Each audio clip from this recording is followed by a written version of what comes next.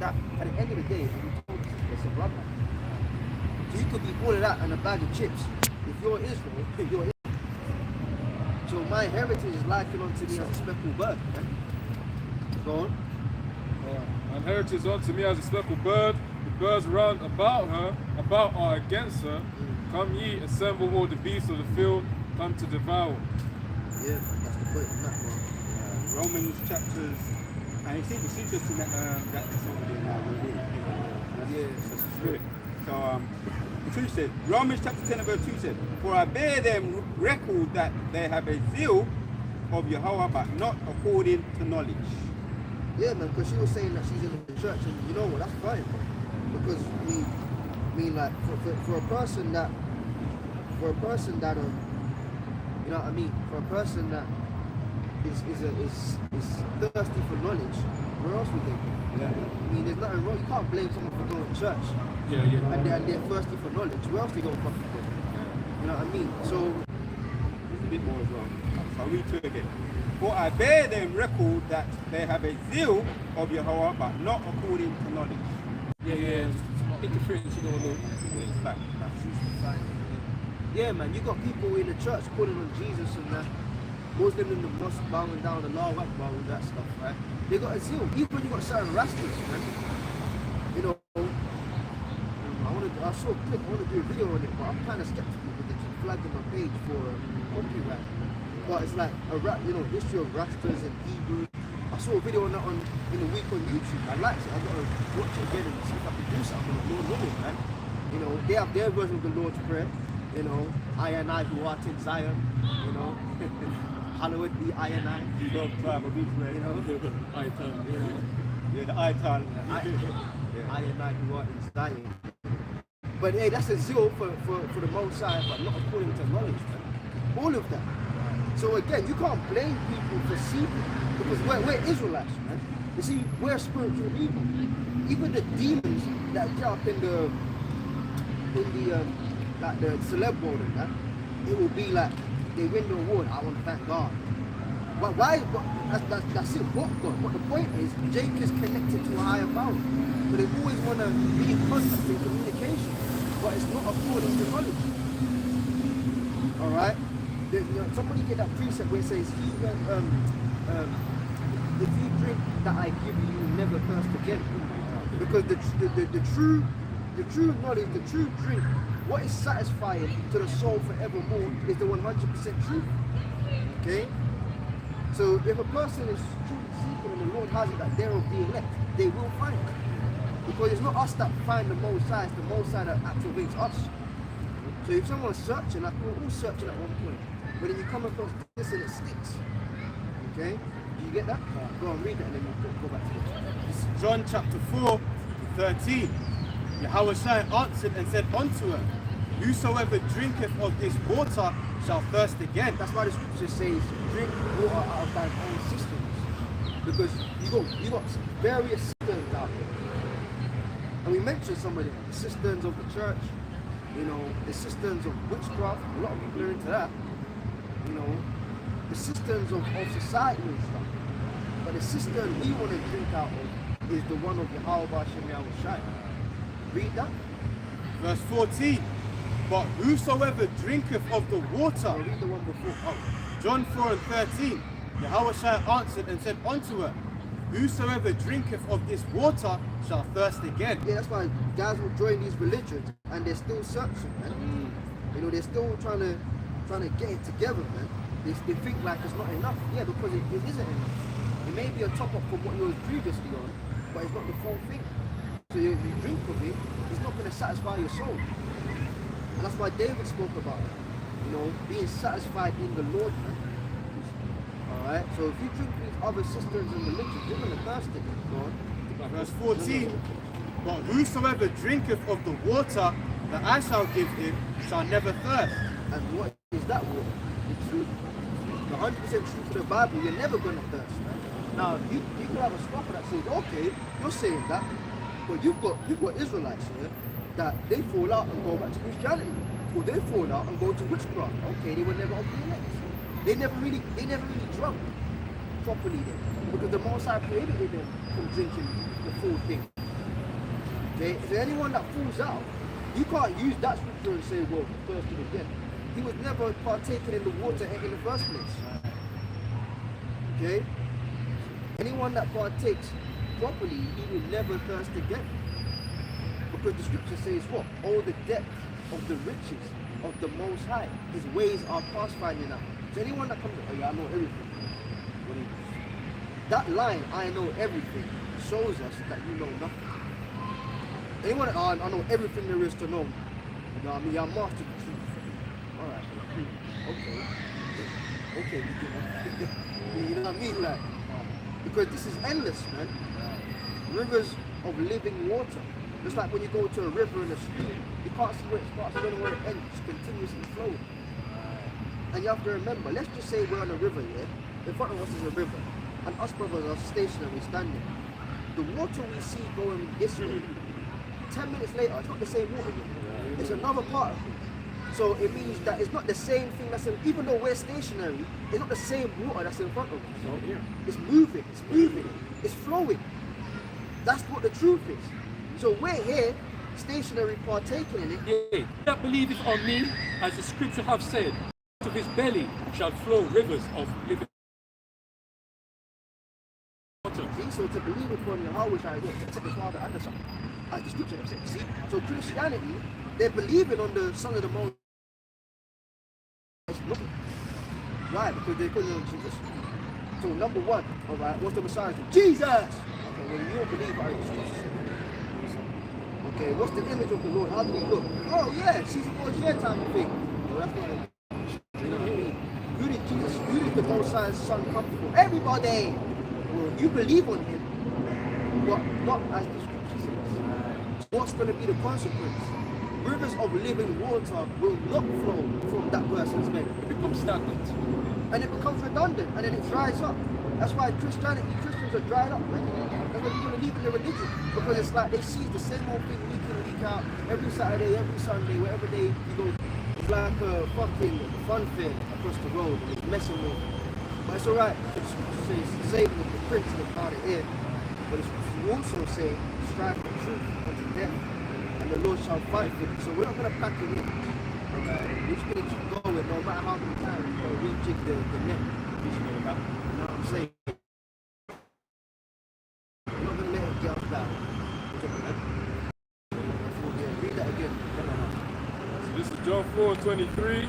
But the hour, yeah, John 4:23. But the hour cometh, and now is, when the true worshippers shall worship the Father in spirit and in truth, for the Father seeketh such to worship him. Yeah, so everyone else that ain't worshiping the Most High in spirit and truth, the Lord ain't hearing that.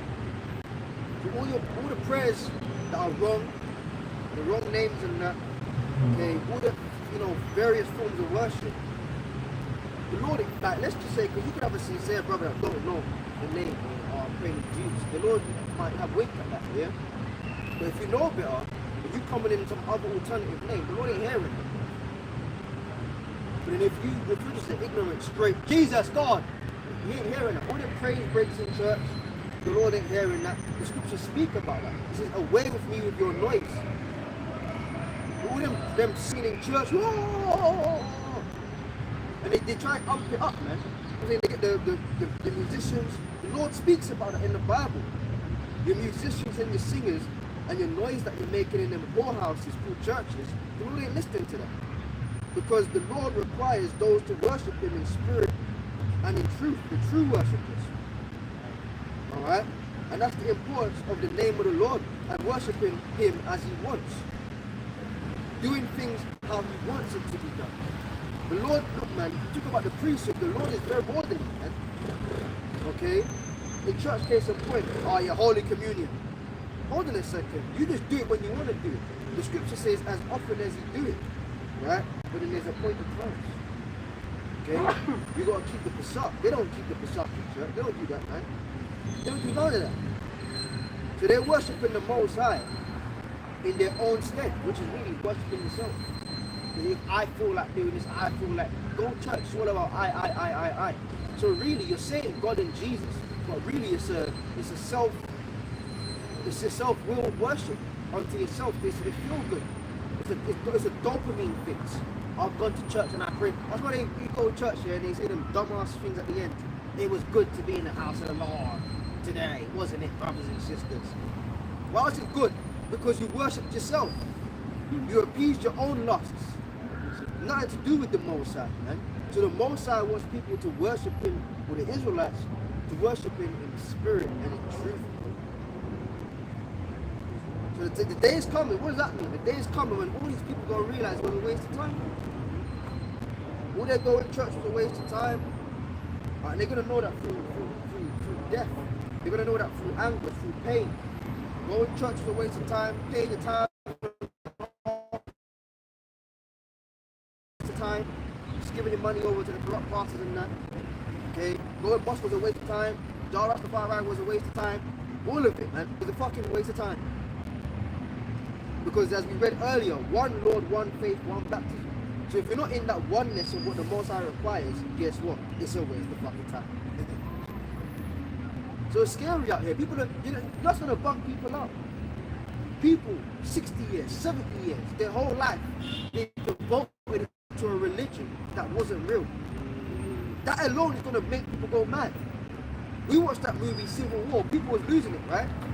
For the mere fact that people will come to the realization that their belief system was wrong, that's going to make them violent. You're going to have, people of various religions, we're about peace, peace, peace. And they realize their belief system was wrong. Now they're going to start shooting people. Because they're going to be frustrated at themselves. They spent their whole life practicing a lie. Imagine that, you in the mosque your whole life bowing down. Only to realize when your house shine comes back, that was wrong. That alone is going to send people crazy. In the head, bro. Christians. It's going to send them mad. And you have to start thinking like that, brothers, man. Think of the daily things that happen. People are going to bug out because they realize they were fucking wrong. My whole life, I paid tithes to the pastor. My whole life, I went to church. And then things happen in church. People get abused. So, and they kind of keep it under the wraps. Suffering for Jesus to fucking play. So you need to say, I went to church and I was financially abused. I was sexually abused. I was mentally abused. I was manipulated in church. My family. Pastor touched my daughter. Pastor touched my son. All these things happened. All to realize it was all in vain. You're trying to tell me someone will go to the kitchen and draw for a knife. People are going to go mad, bro. They're going to lose their fucking mind when they realize their belief system was wrong. Read that. Go on. What else? No, because I was holding something up to the Lord. Isaiah 66 verse 4, I also will choose their delusions, I will bring their fears upon them, because when I called, none did answer. Read it again, read it with power.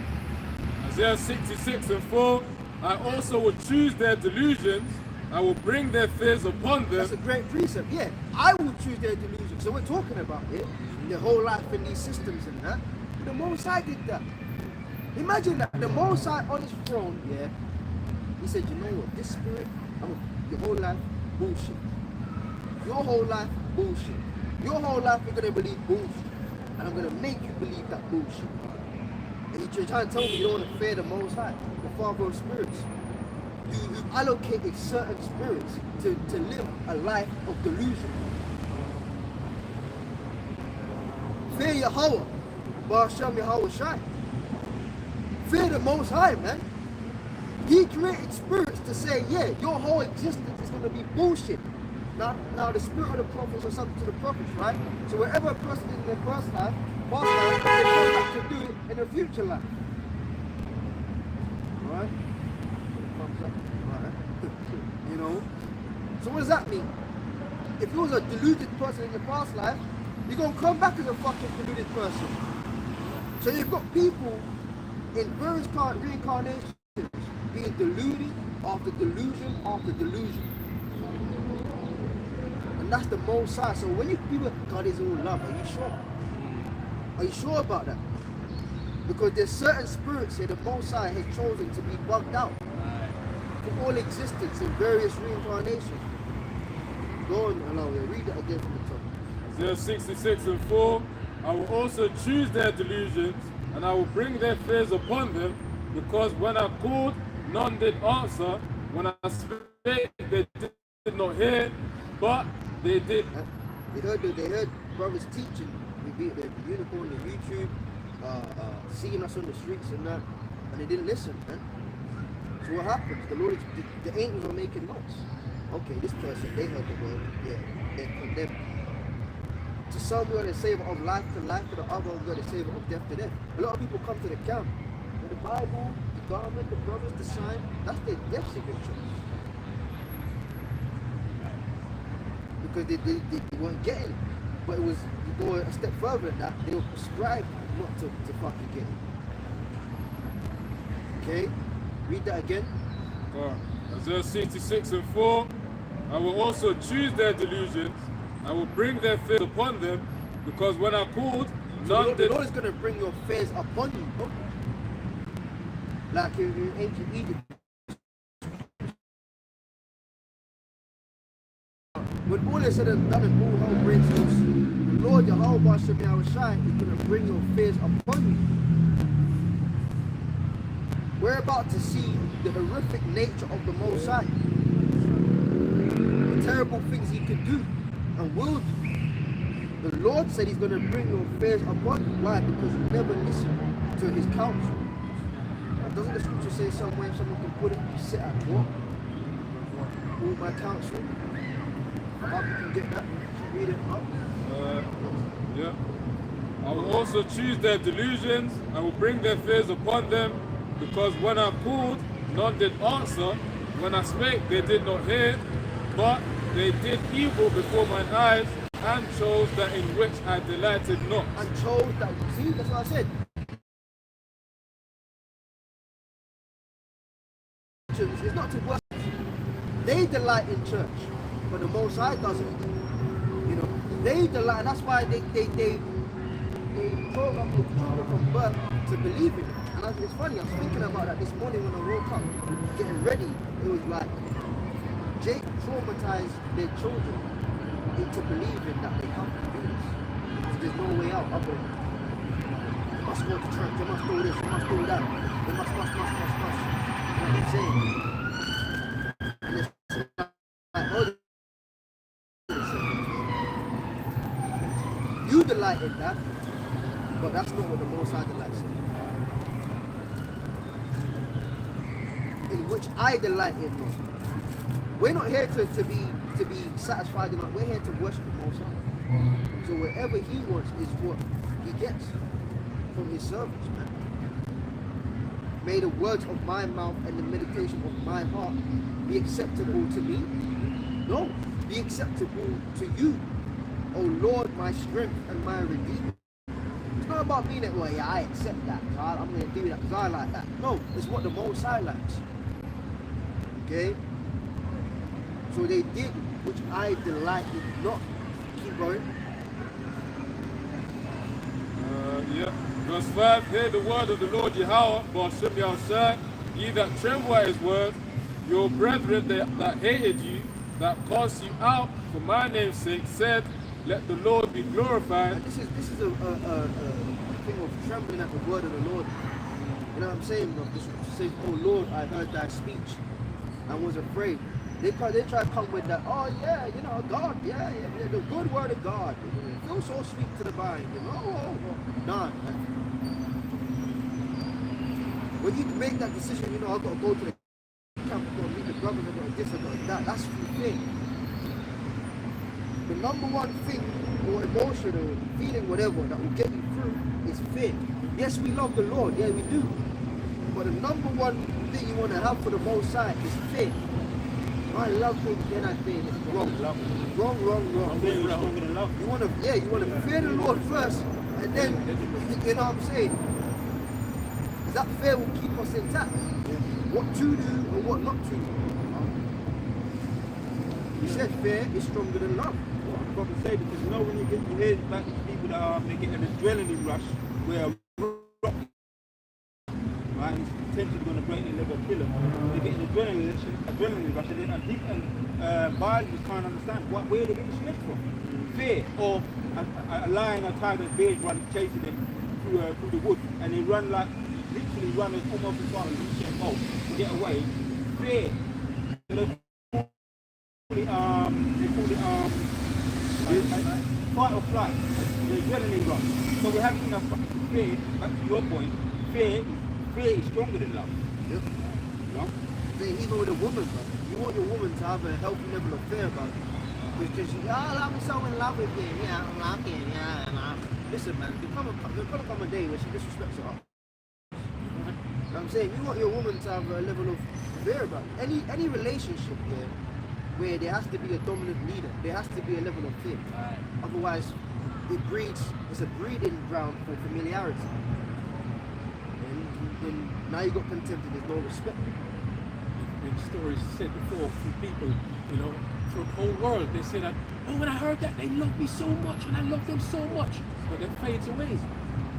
The love fades away, but the fear would not be sincere fear. If they really had that, the balance with fear, that love wouldn't leave them. Wouldn't leave them. That's why most of these women have to do with them. You know, that's why they disrespect the men today. In most, not all, but most, 99%, 999% of these relationships, as the apostles, you know, let them tell it anyway. You know. I just read. So Matthew 7:21 says, "Not everyone that saith unto me, Lord, Lord, shall enter unto the kingdom of heaven." Now that where it says Lord, Lord, this is the name of Yahweh Shai. Now everyone that says to me Yahweh Shai, says, fuck the Christians. Let's home it into Israelites. Not everyone that does the work, as it would appear, is going to enter into the kingdom. Oh Lord, I went to the camp. Oh Lord, I did my videos. Oh Lord, I prayed. Oh Lord, I did this. Oh Lord, oh Lord. I was in the truth for X amount of years. Oh Lord, I did multiple Passovers and days of atonement. 24 hours, no food, oh Lord. But their heart was in the wrong fucking place. So the scriptures say, away from you and never leave. So that shows me it's not just about, you can't come in the truth and serve the Most High with lip service. As in like, you're physically there, but everything about you is far from the Lord. So we gotta check ourselves, man. You know what I'm saying, bro? It's not just about coming, camping, ticking a fucking box. Yeah? It's about how you treat the brother. It's about your mindset. It's about checking the demons in your brain. Anyone can turn up, man, on a good day, bro. Alright? But the intent may be ill, man. Satan turns up on the best of days. Is it his intent to bless you and keep you? Alright? To give you peace? No, it's his job to make havoc and destruction. So you can't be mad at that because that's his very creation. But the point is, anybody can turn up. It's not about fucking turning up. It's about the intent of the heart. Okay? So just because you feel these things, and now you have a right to say, Lord, listen, man, the Lord ain't fucking feeling you. That goes to us. Don't ever feel like, oh, well, like, I've been doing this, so, hey, man, we've always got to have that mindset of, look, man, I pray the Lord has mercy. I pray the Lord has mercy. You know what I'm saying, bro? Because it's just a fact. I'm not trying to be down, it's just a fact of the scriptures. There's going to be people that did the work and think because they did the work, they can now say, Lord, why am I not getting beamed up? And the Lord going to say, nah, nigga. Go take a swim in the fire. In the lake of fire. Okay? We ain't getting beamed up. A lot of people that think they're going to make it are going to die. Now you're going to have brothers that die as well. But the point is, it's going to be the first resurrection. Okay? If you have a brother that dies, you know that, alright, you see him in that's the scripture. Then we who are alive and remain shall be put up together with them in the end. So if a brother dies, and brothers have died and many more will, time to come or whatever, right? That's fine. But then you're gonna have niggas that die horrible deaths. The same shall know death by pain. So there's a difference, man. There's a huge difference there. So our works or whatever can't make us gassed in the head because you're ticking boxes. How are we really in our spirit, our core? That's the real thing. That's the real, as they say, acid test. Like test. Read that box. The problem. One more. Read. Matthew 7, reading on, and 23 says, and then I will confess unto them, I never knew you, depart from me, ye that work iniquity. Read that again. Reading again. Matthew 7 and 23. And then I will profess unto them, I never knew you, depart from me, ye that work iniquity. Yeah, iniquity is what repetitive sin. You know what I'm saying? So it's like, that's what the scripture says, the trouble. I'm not trouble that the fear of the Lord drives away sin. You know what I'm saying, bro?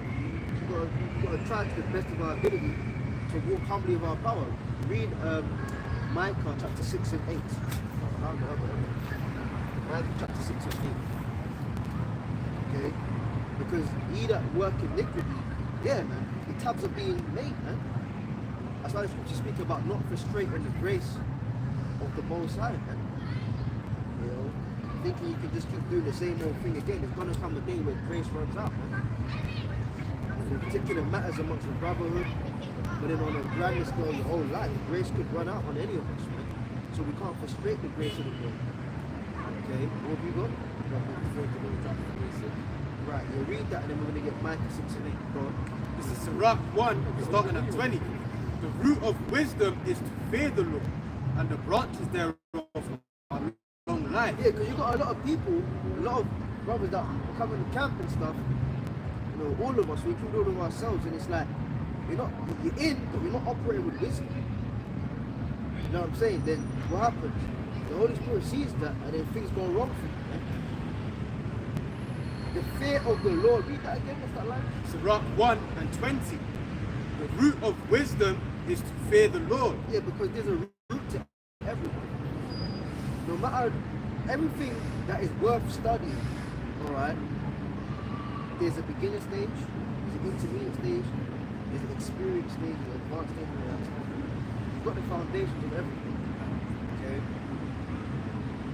You know, if you want to get into boxing, there's a foundation of the basic of boxing. If you want to play an instrument, you've got the skill, the foundation of that. Whatever it is, if there's a level of proficiency at it, there's also a basic level of it. So the root of wisdom is the fear of the Lord. You can't be this, I'm a wise guy, yeah, I know this and I know that, and I know the breakdown for this and I know that, and yeah. You fear the Lord. You fear your heart while sitting on track. If you did, then you'd have access to true wisdom. And how we'd move would be totally different. The root of wisdom is the fear of Yahweh. Well, Hashem Yahweh. Keep going. And the branches thereof are long life. The fear of the Lord driveth away sins, and where it is present, it turneth away wrath. Because you know what the Most High can do to you. That's the point. The fear of the Lord drives away sin. Now we're in a constant battle with the flesh, so we do sin. But the point is, it's not willing. Like, as if like when you finish, yeah, I'm just gonna go get ice cream now. Even when we fuck up, you know, oh man, like, boy, I might walk up the stairs and die. I might trip up the stairs and fall all the way down. I've broken my neck. All these thoughts go through your head because we know what the Most High can do to us. So when sometimes you like think about it and like, because the Most High can get me. I'm not because the Most High can get me. And that's a righteous feeling and thought process, man. Filtering what we fucking say and what we do because the Most High could get me. Okay? The fear of the Lord drives away sins, man. Now get Micah 6 and 8. Sure. This is Micah 6 and 8. He hath showed thee, O man, what is good, and what doth the Lord Yahweh require of thee, but to do justly, and to love mercy, and to walk humbly with thy power. To do justly, to love mercy, and to walk humbly with thy power. Power by Hashem Yahweh. If that's the attitude we maintain and have, then, you know, through the grace of Yahweh by Hashem Yahweh, we'll be alright. This is the book of Proverbs, chapter 1, verse 24. Because I have called and ye refused. I have stretched out my hand and no man regarded. But ye have set at naught all my counsel and would none of my reproof. I also will laugh at your calamity. I will mock when your fear cometh. Well, that's coming, man. And we keep going over these precepts and these kind of topics, yeah, because that's what's fucking coming. You got people that get bored, or you know, and they want to start trying dissing you and talking shit about you, man. We see you niggas out there, and I don't even want to get on that level today, but we see you niggas out there, you know, or yeah, certain camps, yeah, all they do is talk about the same thing. It's because they have limited knowledge of the scriptures. One dickhead that's not even around anymore. He's fucking looking all decrepit and fucking shriveled up like a fucking dry ass raisin and shit. Years ago, talking, yeah, you don't know, we're talking to you. You're not scripturally diverse. You keep talking about what the fuck do you want me to talk about then? Niggas out here talking about some topics, and the spirit can have me talking anything. You know, we talk about the whole thing. But for the most part, we focus on prophecy, bro. You know what I'm saying? There's only so much you can milk talking about that David killed his thousands, and you know, Saul killed his thousands, and David killed his tens of thousands, and we can talk about our valiant ancient world, all things that happened, all that. Yeah, man, we get into that. But bro, at the end of the day, bro, when I go outside, man ain't seen David killing man. Man seen fucking juice getting injected into people, bro. Right. Be fucking relevant. How many times you gonna talk about, yeah, David and Goliath, and yeah, he did this, he did that. Alright, cool. When I go outside, then when I'm talking about I can't travel here if I ain't got a QR code. Talk to me about some relevant shit, man. That's what the Bible says, man. The spirit of Yahweh. Someone get that, man. No, don't get me wrong. I'm not dissing the script. We talk about everything when the spirit has us, but no matter have you noticed? No matter the topic, yeah, you could be talking about Genesis 1, brother. Yeah, in the beginning, the power was created. Your next precept might be about the mark of the beast. Nothing to do with each other. Well, that's the spirit of the Lord, bro. The point is, be fucking relevant, man. So yeah, if you get bored because we come out here and talk about dark times ahead, people dying, alright, fucking shit going wrong, okay, deliverance, salvation, strength from spirit, strengthening our faith, how was I coming back? If you're bored of that, fuck you then. Because what else are the prophets going to talk about, man? Go on. Talking about the fear of the Lord, yeah? Backing up. Isaiah 1 and 15 says, and when ye spread your hands, I will hide mine eyes from you. Yeah, when ye make many prayers, I will not hear. Your hands are full of blood. Wash you, make you clean, put away evil of your doings from before mine eyes. Yeah, only the elect are going to do it. That's the point. Only the elect are going to do it. Everyone else, they ain't going to do it. You know what I'm saying? That's why it's going to prophesy. They'll get emotional when people don't get it. So they ain't fucking meant to get it. The elect, we're out here for the elect to get it. You know what I'm saying? That whole scripture, wow, yeah, fuck that. We're here for the elect of Israel. That's the only people that's going to wash their hands and turn their ways. You know what I'm saying? That's in the scriptures, in Chronicles. My people call by my name. You know, turn from their wicked ways and seek my face, turn like who they love. The only people that's going to do that is the elect, bro. Okay, well, I'll call you something. I want that. Revelation 19 and 10. And I fell at his feet to worship him. And he said unto me, see thou do it not. I am thy fellow servant and of thy brethren, and have the testimony of Yahweh Shai. Worship the Most High, Yahweh. For the testimony of Yahweh Shai is the spirit of prophecy. The testimony of Yahweh Shai is the spirit of prophecy. Alright? So if you're really going to be preaching in the spirit of Yahweh Shai, you know what I'm saying? Because Yahweh Shai said it, I'll be in you, you'll be in me. Yeah?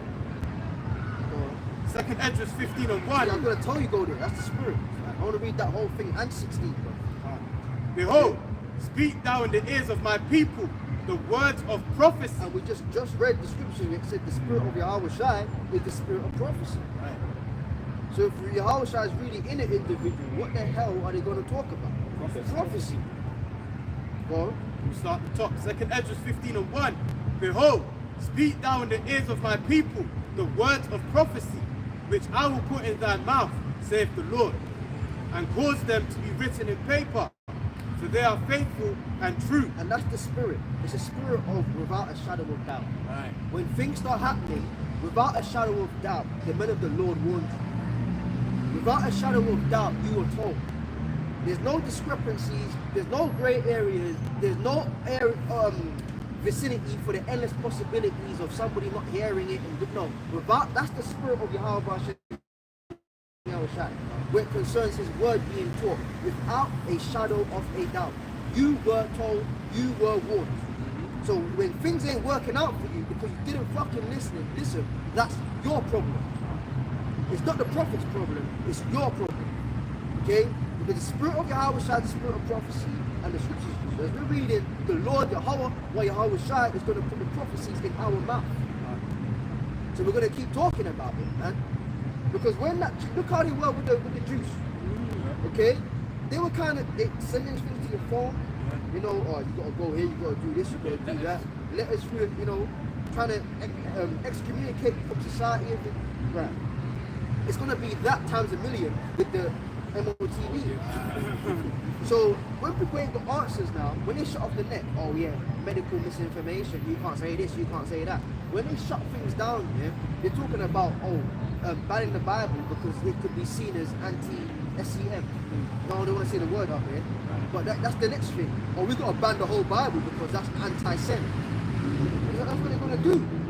We got brothers, don't worry about it. We want that. Ban the Bible. Ban it. Anybody that has a book copy, yeah, ban them. Whatever. Shut the YouTube down. They're making YouTube hard now. When I was a couple days ago and that, all of a sudden on my channel, they had, oh yeah, you've got to verify. You need to build up, what do they call it? You need to build up good channel history. And they were telling me, if I didn't build up good channel history and do certain verifications, then I can't go live anymore. So I was over there thinking, what the fuck is going on? I have to confirm the email, send the face photo to YouTube, and then they verify it. But the thing is, I didn't have a problem with verifying my face because my face is out there anyway. So I don't care. I just did the face verification, verified my email, then it took like 30 minutes, your channel then verified, you can now go live with it. When they started doing that, they're demoting people's channels. I was abroad, they told me that, oh yeah, your channel, you know, certain reasons, you're not on a top tier channel anymore, so you've got to go down to the basic package, meaning that you can't go live, you can't do this, you can't do that. What the fuck's going on? And then an hour after that, some old ass video gets clicked. Oh, we've taken this down. It's not a strike, but it's a stiff warning. And next time it will be a strike. So they're messing with people, so they're showing you they want to take the net down. They're doing it really because of us. But we're not going to sit here and cry. Do it. One step closer. Do it, because we know it has to happen for the end to come. So we have no qualms or problems with you doing what you've got to do, Esau. As Elder Apostle Gabar says, the YouTube is just a means to an end. Because the word was being pushed on the net before YouTube anyway. We're back when the apostles were on daily motion. Alright? The word was being pushed before the internet, point blank, period. But as far as we're concerned, the internet has done its job. That's prophecy, right? The unicorn. Brothers have been woken up worldwide. So as far as we're concerned, we've got the word now, shut it down. There's coming a day, hold on up, there's coming a day here where you'll never hear another video from the apostles again. Will your faith stand up? And that's prophecy. You'll never see their faces via the YouTube again. You brothers watching, we're trading back and forth abroad, overseas and that.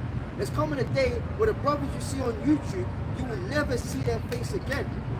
All you have is what's in your head. Will you still believe? So we don't give a flying fuck about the internet, man. Clip the shit, bro. We want you to. Ban the Bible, shut the net down, area codes, let it all happen because it's biblical prophecy. So on short, we're going to read this whole chapter. I'll make it short, yeah? One precept. Revelations chapters 10 and to the point 11 says, and he said unto me, thou, 10, And I took a little book out of the angel hand and ate it up, and it was in my mouth, sweet as honey. As soon as I had eaten it, my belly was bitter. Yeah, that's the scriptures, man. Because it's sweet as honey, yeah. When you first hear the word, it's like, damn, I'm an Israelite. You know, I'm a son of the Most High. I'm gonna have women and kingdom and this and that. And oh God, oh God. You know, like when you you watch these videos on like TikTok or YouTube, yeah, where they keep giving the doggo treats, and you can see on the doggo's face, it's like, oh God, for me, another treat, oh man, oh God, oh no, another treat for me. And the doggo is there, you know, eating the treat from your hand or the bowl, and you can see, because dogs have expressive faces. You can see when the dog's smiling, and you think, oh God, this is too good to be true. Oh God, another treat for me. That's how it is when we first come to the truth. Kingdom. No more work, slaves, multiple wives, this, that. That's it, man. It's honey. But then when it gets down, what goes through your throat? Your esophagus. It don't stay there. It goes down into your belly to get digested. Yeah. But when it reach your belly now, To the start. your belly has right, yo. Yeah.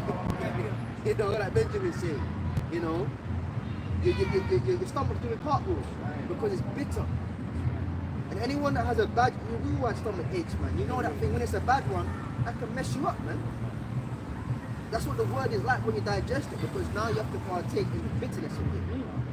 You have to partake in that's it, drink of the cup. You got to partake in the mental battles, you know, various emotions in that. You got to deal with Satan coming on you. You know, it all intensifies when you come into the truth. So after some time, you feel the bitterness, man. Yeah.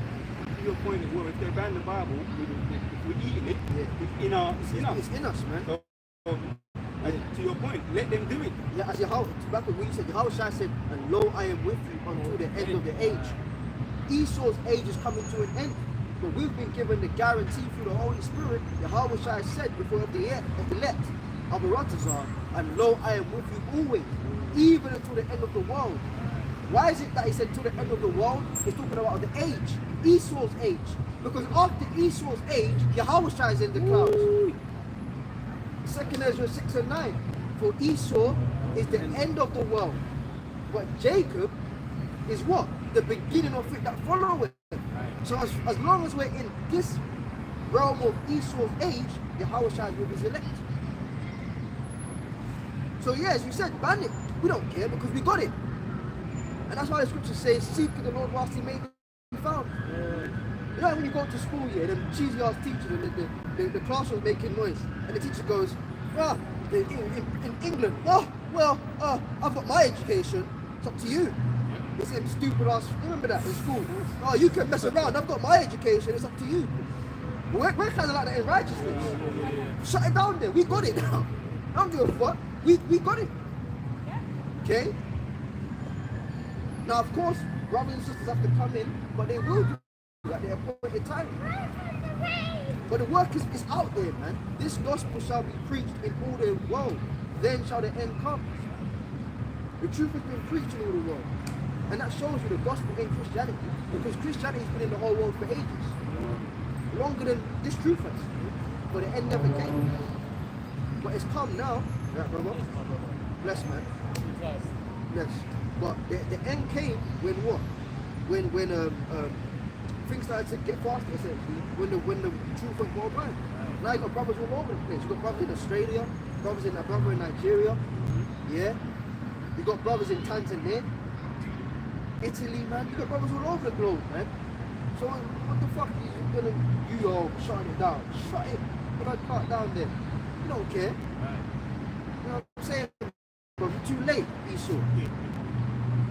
And that shows you the Most High rules in the kingdom of men. How is it? He's the head of his own. He runs the corporations. You could go down there to King's Cross, Google headquarters, right? How is it that you're losing at your own game and you've got 100% control of the net? We don't control shit. You're the one in the offices doing things and you're still behind us. Why? Because you're up against the Lord. 2 Ezra 15. Alright, go.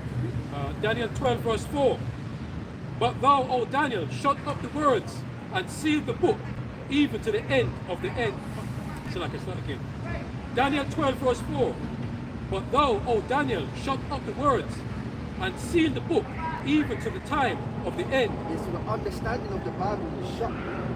Because yeah, you can talk, you can get into the history about it, yeah? About the Bible when it was only the clergy, the Catholic, the Catholic Church and that influence for getting to that history. We have to pretend again another time. But the point is, more than the actual book getting shut, because then you can talk about Jake like William Tyndale, who pushed for the Bible to get, be given out to regular people, rather than only the priests out. You talk about King James, with him, translating the scriptures. Okay? You can talk about all of that. But above all, it's the understanding that was also shut up.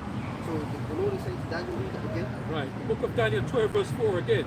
But thou, O Daniel, shut up the words and seal the book even to the time of the end. Yeah. So Then- this is the time of the end. Until, not just shut it up forevermore, until the time of the end. So, with some of the brothers in the week, right, when you're discussing certain things, yeah, you've got what? You've got, what do you call it, man? The prophecy fulfillment of when Elijah would come. Elder Rabbi Abba Biggins, man. Okay? We believe from faith that is the fulfillment of that prophecy, Prophet Elijah coming back. I will turn the heart of the fathers to the children, and the heart of the children unto the fathers. That was that great man of the Lord is the beginning, right, of the pure change.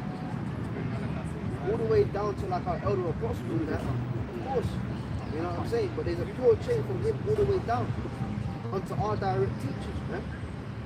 Okay? And the elders on down, man. So the understanding was opened up again. We are the people. Okay? Now you had people before that, like Nat Turners and that. But guess what? They never had the full thing. It wasn't time. It wasn't the fulfillment of the prophecy. You got other Israelites, Ben Army and Widow people. That's not the true channel, the true path. It's through that lineage. The elder high priest, Rabbi Abba Bibbins on down. And if you ain't digging that, then fine. You know what I'm saying? But you they got a secret discrepancy, but they're not brave enough to say it. Alright then, just don't believe it. But there's coming a time, as we keep saying, the same shall know it. Death by faith. It's not about I believe, I subscribe to this faith, brother, and then I don't subscribe to that, brother. Listen, everyone's gonna fucking subscribe. It's just a matter of how you subscribe. We subscribe now, but through faith. A lot of people don't subscribe through pain. Every knee will bow and every tongue will confess. You know what I'm saying? You go in the, do you want to continue your £9.99 subscription? Yeah, no, I don't want that anymore. It's not optional. Every fucking body's gonna subscribe to what the hell's going on out here. It's just the manner of your conversion. You know what I'm saying? And I kind of get it through through pain, bro. You know what I'm saying? The scripture says that fear the Lord. Don't fear them who can kill your body, man. Him who can torment your spirit and your flesh. Let a hub finish, and then you got something, didn't you? Alright, cool. We'll get there. Daniel 12 verse 4 again. But thou, O Daniel, shut up the words and seal the book, even to the time of the end. Many shall run to and fro, and knowledge shall be increased. That's why these are the technologies that took the most out. They gave it knowledge shall be increased. We're in a time of information is so strong out here than ever before. You know what I mean? Back in the day, you go through the history books, you had to wait 10, 15 years for one level up on a piece of information, IT. Now you just got things happening all the time. Okay? That's the Lord engineered it that way. Let's get YouTube brothers precepts and then we're going to go back to second Ezra. Matthew 24 and 15 says, and this gospel of the kingdom shall be preached in all the world for a witness unto all nations, then shall the end come. Yeah, because Yahweh Shai, right? Yahweh Shai never preached, just people get emotional about it. Stop fucking getting emotional. It's just the truth, bro. The apostles reached directly under Yahweh Shai. They reached a wider range of people than Yahweh Shai did. And the apostles right now, and the bishops on down, have reached a wider range of people than all the apostles and Yahweh himself 2,000 years ago. And that's prophecy. Because people getting mixed up. Yahweh came to preach to everybody. No, he fucking didn't. Yahweh's mission wasn't to preach to everybody. Yahweh's mission was to establish the leadership. Okay? And the early members of the church, but mainly to die the death on the cross and to raise from the grave. That was Yahweh's mission. To establish the church, man. And he said it. He himself said it. You guys are going to go out and do greater things. You're going to reach more people. You're going to do more miracles. You got people thinking that like nobody put in as much work as Yahweh and Yahweh reached more people than no, he didn't, man. His direct students reached more people than him. And he wanted it to be so. He commanded it to be so. People don't read the Bible and you say certain things, they get emotional. You mean to say that we preach to more people than the Lord? Yes, man. He said it. What's wrong with you, bro? Yahweh's ministry was within Israel and the neighboring regions, man. He didn't really try, oh, I gotta go to you, and I gotta run over there to you. Now the only thing, to qualify what I'm saying, the only thing Yahweh did, right? You got the, was it, virtual platform, right? Fiery flying circle. There's the history account of a man coming in a UFO, a Negro, coming out and speaking to the Latina tribes, the northern people. Yahweh did that, and that's in the scriptures. Many sheep I have that are not of this fold. So he had to put the gospel onto them. But other than that, the Lord stayed in his region, man. He sent them out 2 by 2 for what? To preach to a wider range of people than he himself possibly could at that time. How long was the Lord preaching for? Roughly 3 years. So Yahweh's job was to reach everybody, man. And strictly speaking, it's not even our job to reach everybody. It's to reach the elect. But talking about souls and numbers, Yahweh's job wasn't a numbers thing. It was a building the foundation of the assembly thing. That's why he said to Peter, man, your name is no longer Shemaiah, but Cephas or Cup. Upon this rock will I build my church. The gates of hell shall not prevail against it. Yahweh's thing was about building the leadership who would then go and gather the wider diaspora of the church. Okay? But who was reading? You. Who was reading? Yeah, you're finished. Finish that, yeah? Okay. Who was holding something? 2 quick ones. Matthew, Salaki, Wisdom of Solomon 6, verse 11. Wherefore set your affection upon my words, desire them, and ye shall be instructed. Yeah, sit there on the words of the Lord, people set their affection on the thing. And that's what, again, what we're saying. We're going to preach prophecy, man. Prophecy states you can run, yeah, but there's going to come a day when you get tired, innit? And you have to stop running. And then the other alternative, you can keep running because you're strong and you got it like that, but then you're going to be prohibited by a brick wall. And that brick wall is called prophecy. Like in the movie. Remember the movie, we went to watch a movie, Civil War, yeah? I don't want to spoil it for anyone who watched the movie. But, you know, quick spoiler alert, there was a part where they reached the town, all hell's breaking loose. And they reached the town there, and that town tried to stay in the bubble of reality. And he walks into the shop and he goes, are you aware like there's like civil war? And she goes, yes, but he tried to stay out of it. You know? Don't watch the news, no updates. Stay in a bubble of where they are at. Okay. You can keep doing that, but it's coming a day when that bubble is going to get burst. Because you're going to have people trying to do the exact same thing in this time. When all hell breaks loose, they're going to act like it's totally fine. Sliding the babies down the slides, you know, going to the shops and that. And it's like, oh, these things, we're letting you know that your access to daily life is going to get cut off. And that's why I want to read 2 Corinthians 15, because it gets into it. The things you do in your life is going to get cut off. And that's the time we're in. Keep going up. I had a second piece. Yeah, go on.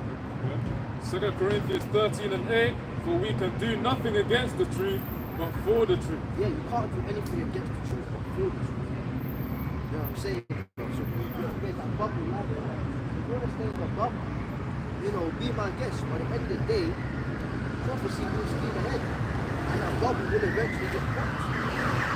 When the people that want to stay in the bubble, have to remember that them staying in the bubble is also a part of prophecy. We read it earlier, they're delusions. People that want to stay in the bubble, that's a part of prophecy. No, don't hear that. Leave me alone, no. You know, I can't remember who I was talking to, but somebody said that the other day to me. They said, I don't watch the news here because it's too depressing. Someone actually said that to me the other day. I don't watch the news because it's too depressing. So they want to stay in that bubble of what? The bubble of Instagram, okay, the bubble of X or Twitter, you know, the bubble of everything, apart from what's actually going on in the world. You know? Yeah, a lot of people have that cycle of, I don't watch the news. When you go and door to door, a lot of people say, when you say this current event, that's exactly what they say, most people. You know? Finish on that? Yeah. Right, let's go back to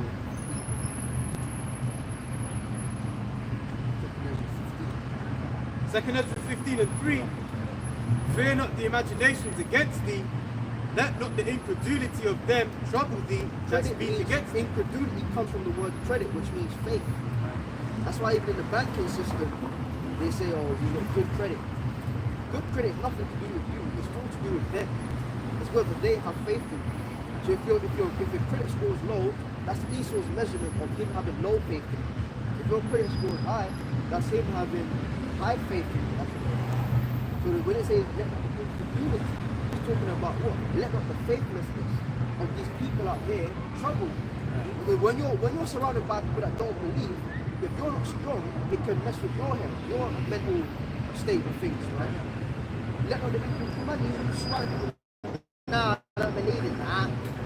You know they're gonna put chips in it. Nah, they're not saying nah. A doubt demon, man. What the scripture say, don't let that shit trouble you. Run that again. Second Ezra 15:3. Fear not the imaginations against thee, let not the incredulity of them trouble thee that speak against thee. Fear not the imaginations, talking about the plans and the deceiving plans of the devil. The scripture speak about that, man. Don't let these things trouble you, man. Because the Most High will be your guide, man. The power of Israel, man. Go on. Verse 4. For all the unfaithful shall die in their unfaithfulness. Yeah, so people that just never believed, point blank period, people that claim to believe and then later on fell out. All the unfaithful shall die in their unfaithfulness, man. Imagine that. That's why we spoke about it earlier. Apply the Bible to your everyday real life circumstance, because that is scripture. The church want to give you that ancient, all in the past. No, the Bible is very much a live book in your face today.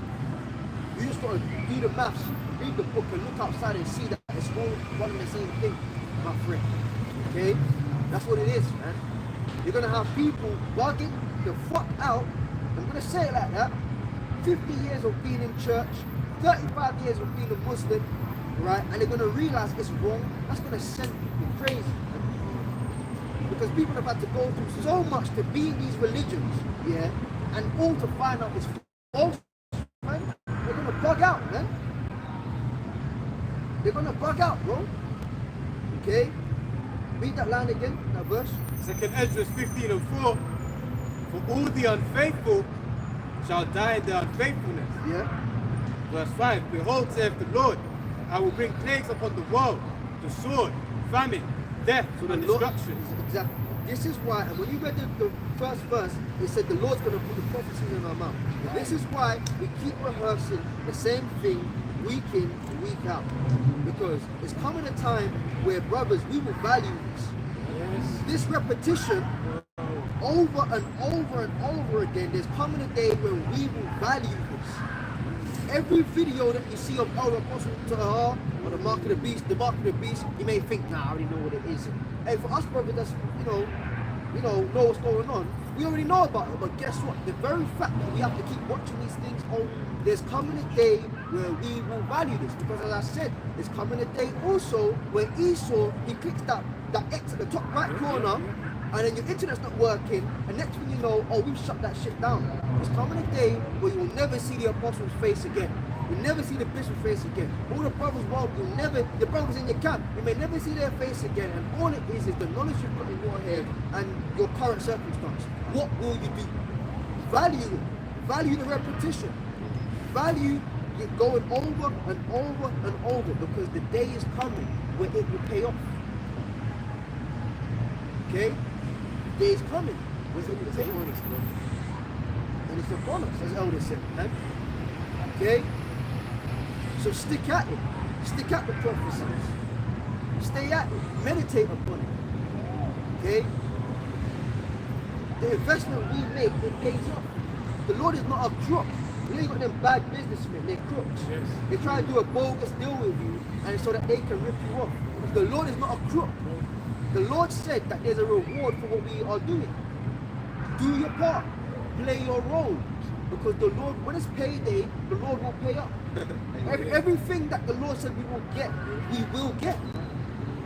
The Lord is not a, he's not a man that he should lie.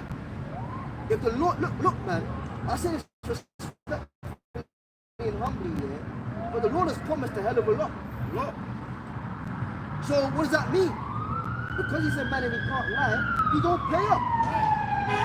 Everything Yahweh Ba'ashem Yahushua said, he's going to do.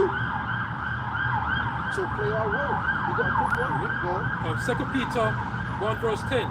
Wherefore, the rather, brethren, give diligence to make your calling and election sure. For if ye do these things, ye shall never fail. Ooh. Never fail. Yeah. So we have to keep on doing it and rehearsing, keep on practicing. Right? Again, 2 Peter 1 verse 10. Wherefore, the rather, brethren, give diligence to make your calling and election sure. And that's repetitive, man. That's the thing. You see, this ain't a buzz. We're talking about earlier when you brought that piece about it's in your mouth is honey and your stomach is bitterness. Yeah? This ain't a play about enjoyment. What's the new fad? What's the new thrill thing? A lot of guys coming to Israel and try and make it that. But if you're about this truth and sincerity, it's not an exciting. What's the new thing? What's the new thing? It's the same thing. It's, as you said, it's business, bro.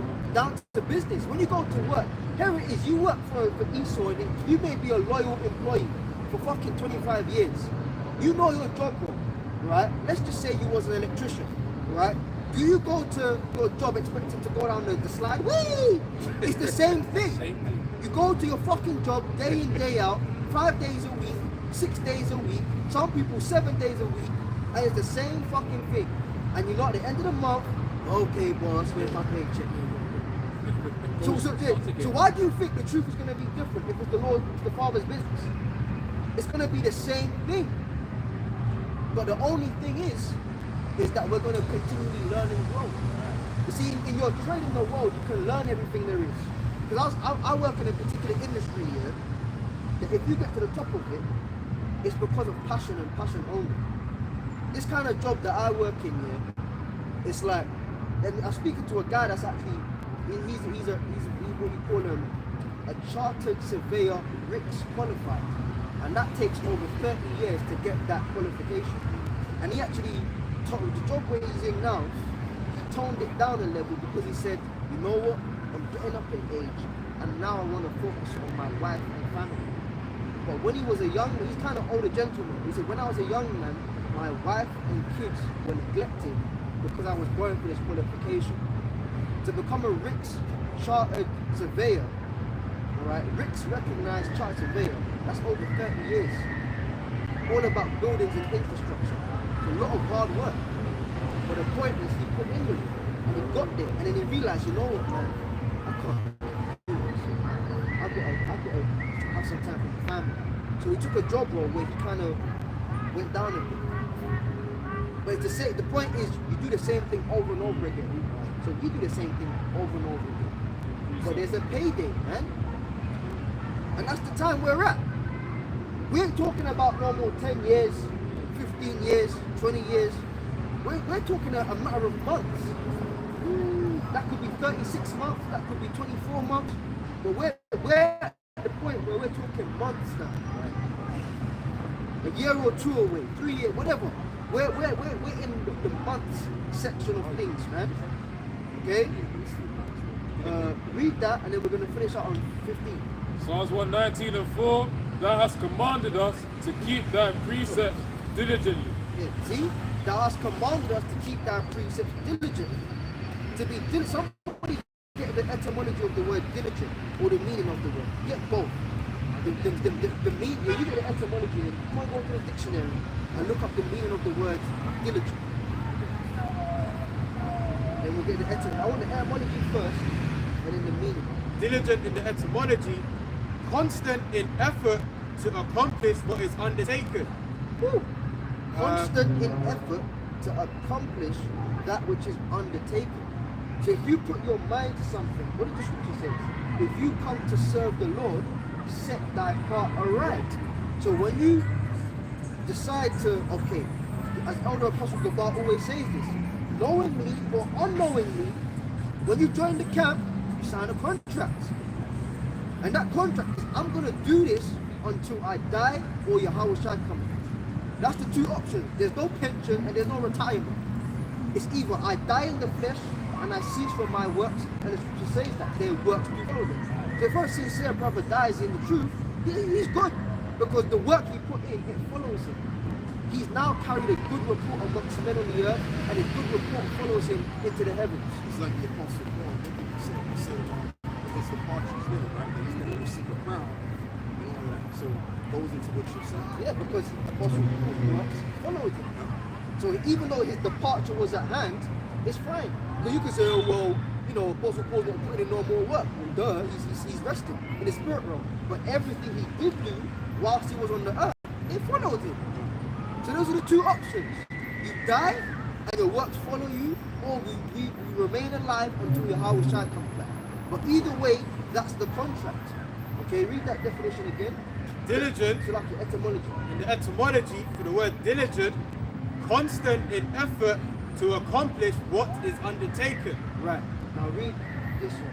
Diligent, adjective, Oxford language, having or showing care and consciousness in one's work or duties. Hold on a second. The etymology should give you the breakdown of the word, as in like where it came from. Like from Latin or something. Mid 14th century from Old French, diligent, and directly from Latin, diligentem, nominative, diligent, attentive, assiduous, careful. See, and from the Latin, diligent, them. Attentive, serious, and careful. Careful. Now read the definition in the Oxford again. Right. Having or showing care and consciousness in one's work or duties. Right. Now read that precept you just read about diligence. Psalms 119 and 4, thou hast commanded us to keep thy precepts diligently. See? So constant in anything we've undertaken. So you're coming to the truth of undertaking a task, right? And we have to be constant and diligent with careful care. So to be diligent in the precepts, man, means to be diligent in the scriptures. And that also, and as we said earlier, that don't just mean be diligent in the scriptures as in, yeah, I know what this is, and I know the breakdown for that, and yeah, my Bible's marked up and this and that. It's also diligent in our actions, in our application of it. Because what we find is you can know the Bible, but your actions don't know the Bible. And that's where the proof is in the pudding. So it's not really about knowing the scriptures, like where things are at and what things mean. Because that just means you're an informative person. You can be an informative nigga. Being a nigga is not all about your pants below your arse and walking with a bop and smoking a zoot and this and that. You got corporate niggas. Niggas, the niggery runs around the whole spectrum. The street niggas all the way to your niggas in suits and ties. The shoulders up and the head forward, yeah, boss, yeah. You got corporate niggas. Corporate niggas are informative niggas. They're informative in their discipline. You got a lot of niggas in finance. They're informed about finances. You got niggas in law. They're informed about law. You got niggas that are doctors. Full-on clinicians. I know niggas that are full doctors, man. They're in the scrubs in the hospital. They're wearing the stethoscope, walking around, doctor this, doctor that, and they're niggas. They're just informative niggas in their various disciplines. So being a nigga don't just mean being a bum. You can be a hard-working nigga. So it's not just about knowing the Bible, because you're just an informed guy on the Bible. As they say, and when you do your degree in the scriptures, you're now a theologian. Right? Yeah. You can be informed theologian. Vocab's an informed theologian. He knows about the Bible. He doesn't even act it out. He don't act it out. Number one, because he ain't one of us. We got hope he is. But until proven otherwise, he ain't an Israelite, and he's been set up to go against us anyway. But the point is, for what the Bible is, he knows a lot about the Bible. He's just an informed dude. We can't afford to be informed guys. The Hawashai ain't coming back to save informed Israelites. Yeah, and that's why it reads in the book of Ezekiel, right? It's still to Ezekiel to eat your own world. So when you're eating something, you're digesting it yourself. That's, as elders mentioned, that's the 3rd chapter. Yeah. No, that's it. Yeah, eat the whole roll. So when the roll is eaten, it's inside of you. Man. So again, it's not about being informed Israelites. Anyone's an informed Israelite, man. Okay? You got niggas in the world, yeah, I know about the Israelite thing. Yeah. Everyone knows about Israel, so it doesn't mean you're ready for salvation. No, man. It's not about being informed, it's about being practicing.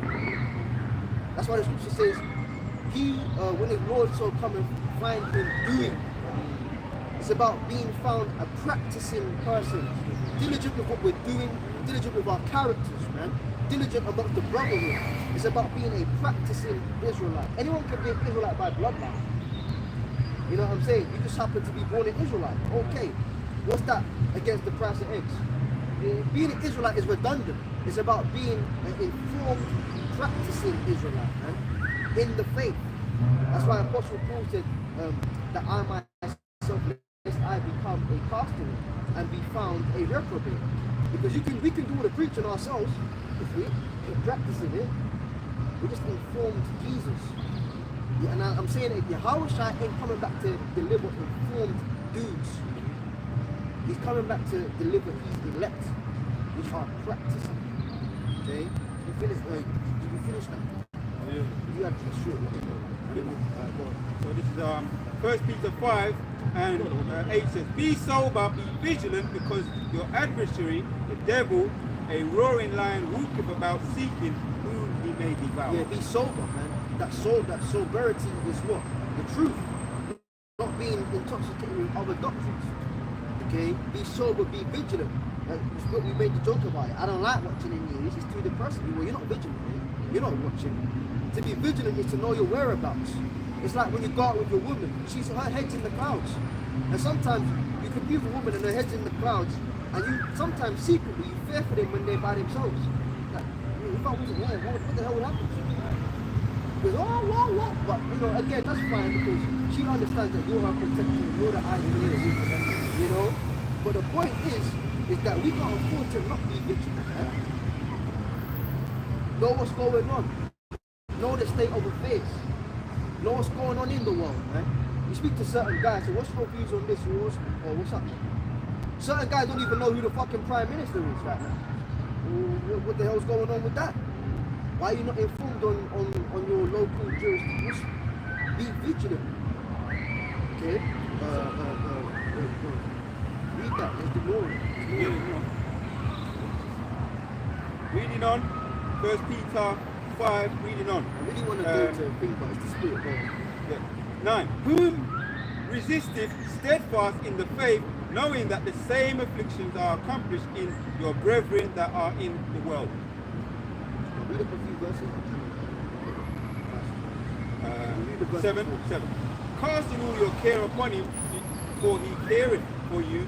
Be sober, be vigilant, because your adversary, the devil, as a roaring lion, walketh about seeking whom he may devour. I just say the devil. That's when in Job, when Satan went and said the sons of the Most High were before him. You know, the Lord questioned the Most High, Yahweh questioned Satan, Hashatan, the adversary, and he said, "What, man? Where have you coming from? What are you doing? What's your report? What the fuck you been doing, man?" Type of thing. And it wasn't no question as if the Lord never knew. Alright, because you want to paint Christians paint that picture as if the Most High is actually having a conversation. No, two-way. Listen, man. I'm demanding. What the fuck are you doing? And that goes on both sides, righteous side and wicked side. That's the parable of the coin. I've given you what have you done with it? So Satan's been set up to be a destroyer. So the Lord wanted a report from Satan that he's doing a highly successful job rate of being a demon. Because let's say Satan's being nice, the Lord gonna mess him up. I didn't fucking create you to be nice. I created you to be a demon and wrought havoc in the world. So I want to know what demons have you been doing and tell me good fast. That was the spirit of it. So Satan said, okay, Yahweh, I've been walking up and down in the earth. What does that mean? I've been going to and fro and fucking shit up. So what did the Lord say to him? Okay, you can't. But by the way, once you fucking shit up, I consider my servant Job. See, the Most High don't play games, man. He wants to know you're doing your job, righteously or wickedly. So he was basically saying to Satan, are you on your job? And Satan was, best believe he was trembling. Yes, can't. You know? Plus, when you think about it, too, the spirit's gonna sleep. Yeah. Satan is a spirit. So if you ain't on your job, Satan's gonna catch you slipping. He's gonna make the rest of you. You know, so you gotta be about this thing diligently. It's not about just coming to camp, when you're putting on the road, you're reading scriptures. No, this has to be applied also in your life where no one sees you. Alright? Because when you do that, of course you're gonna embrace that in the outside. You know? So that's just that. Let's jump to finish on chapter 15.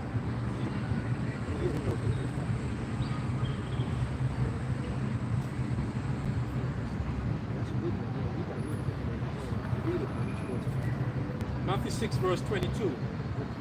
The light of the body is the eye.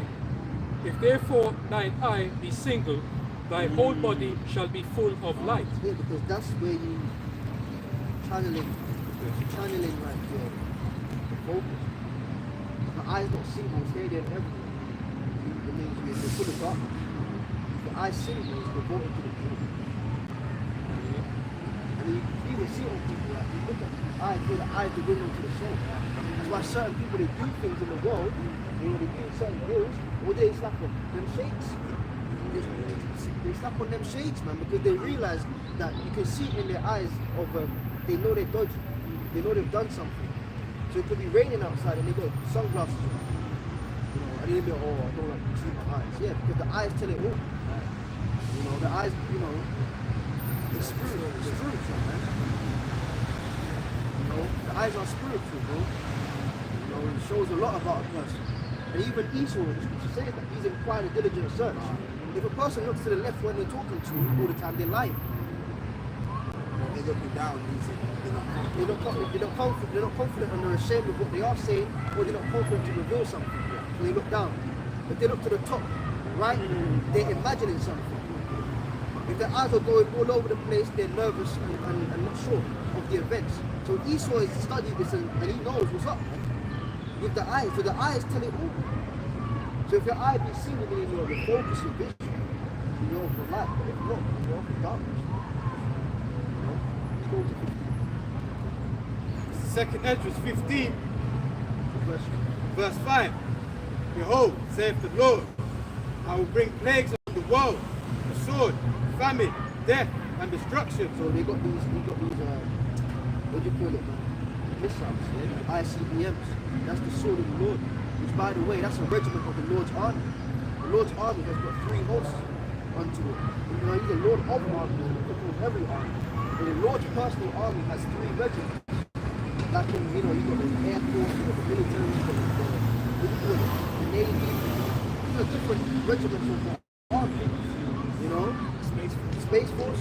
So the Lord, he's got regiments within his own personal army. And there's 3 of them.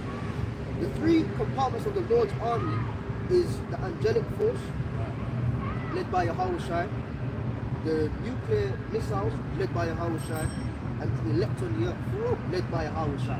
Those are the 3 compartments of Yahweh's army. Okay? So it says the sword, man. So don't sleep on the missiles. They will be fired. They're not created for decorative work, just to be there as a spectator, look at it, museum shit. Nah, man. Them things are gonna get fired. when Yahweh Shai has it so. Okay? And there's angels around him. So you can say, well, security, I ain't put this up there. No, man, the Lord could have them things fire off when he wants it to. Okay? Go on. The sword, famine. Death and destruction, for wickedness have exceedingly polluted the whole earth. And this is why we keep talking about it. Okay?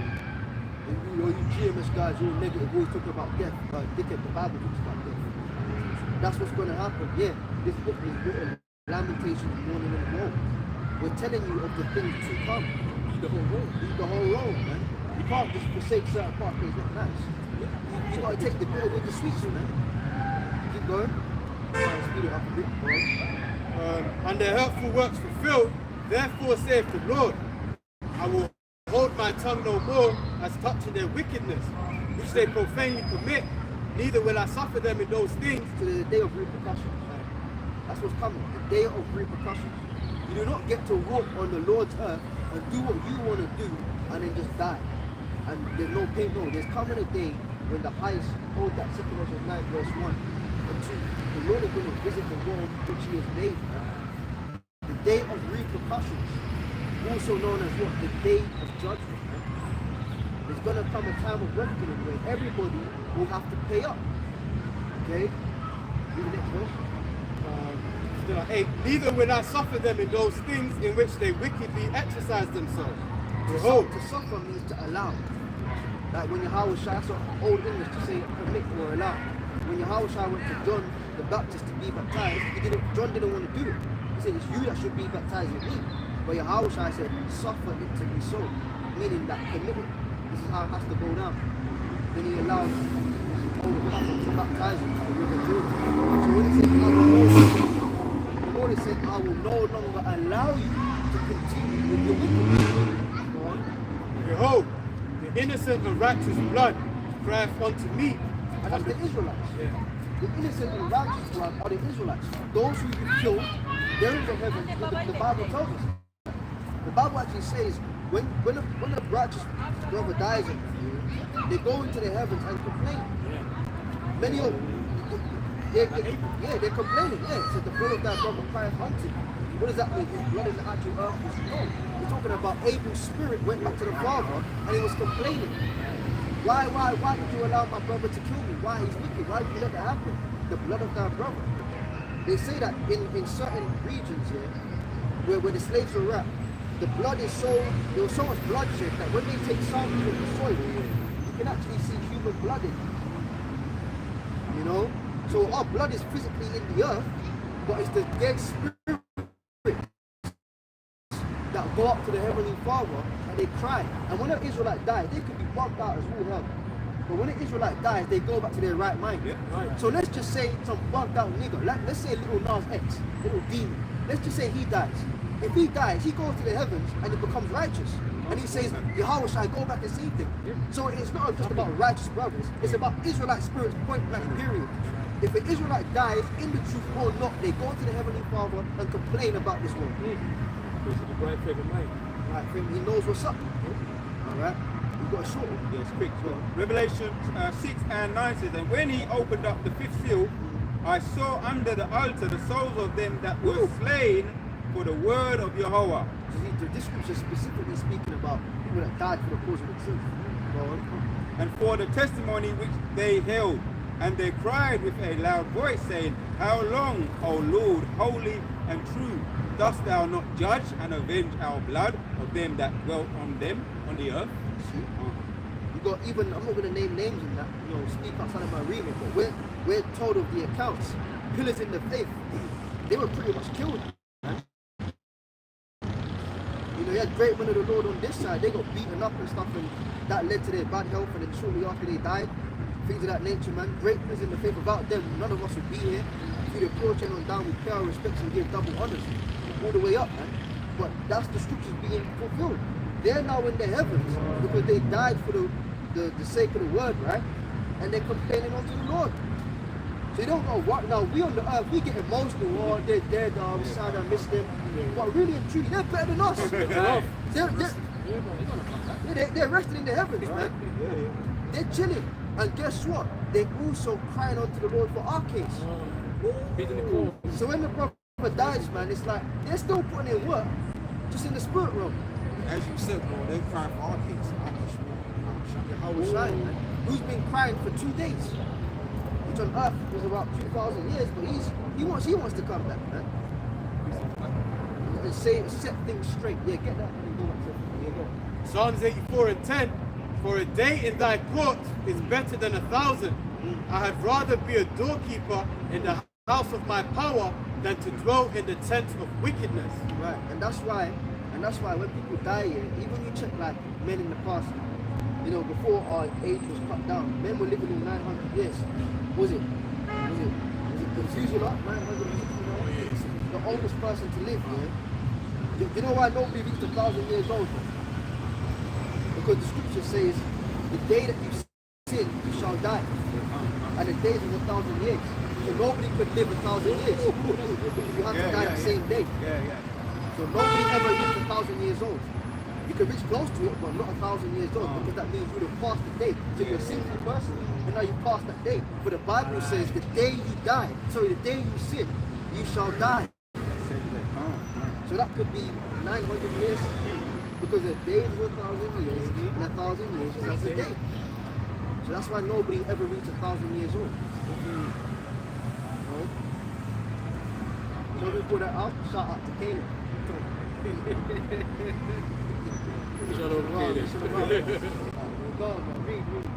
Finishing out 2nd Esdras 15:8. And the souls of the just complain continually. And therefore saith the Lord, I will surely avenge them and receive unto me all the innocent blood from among them.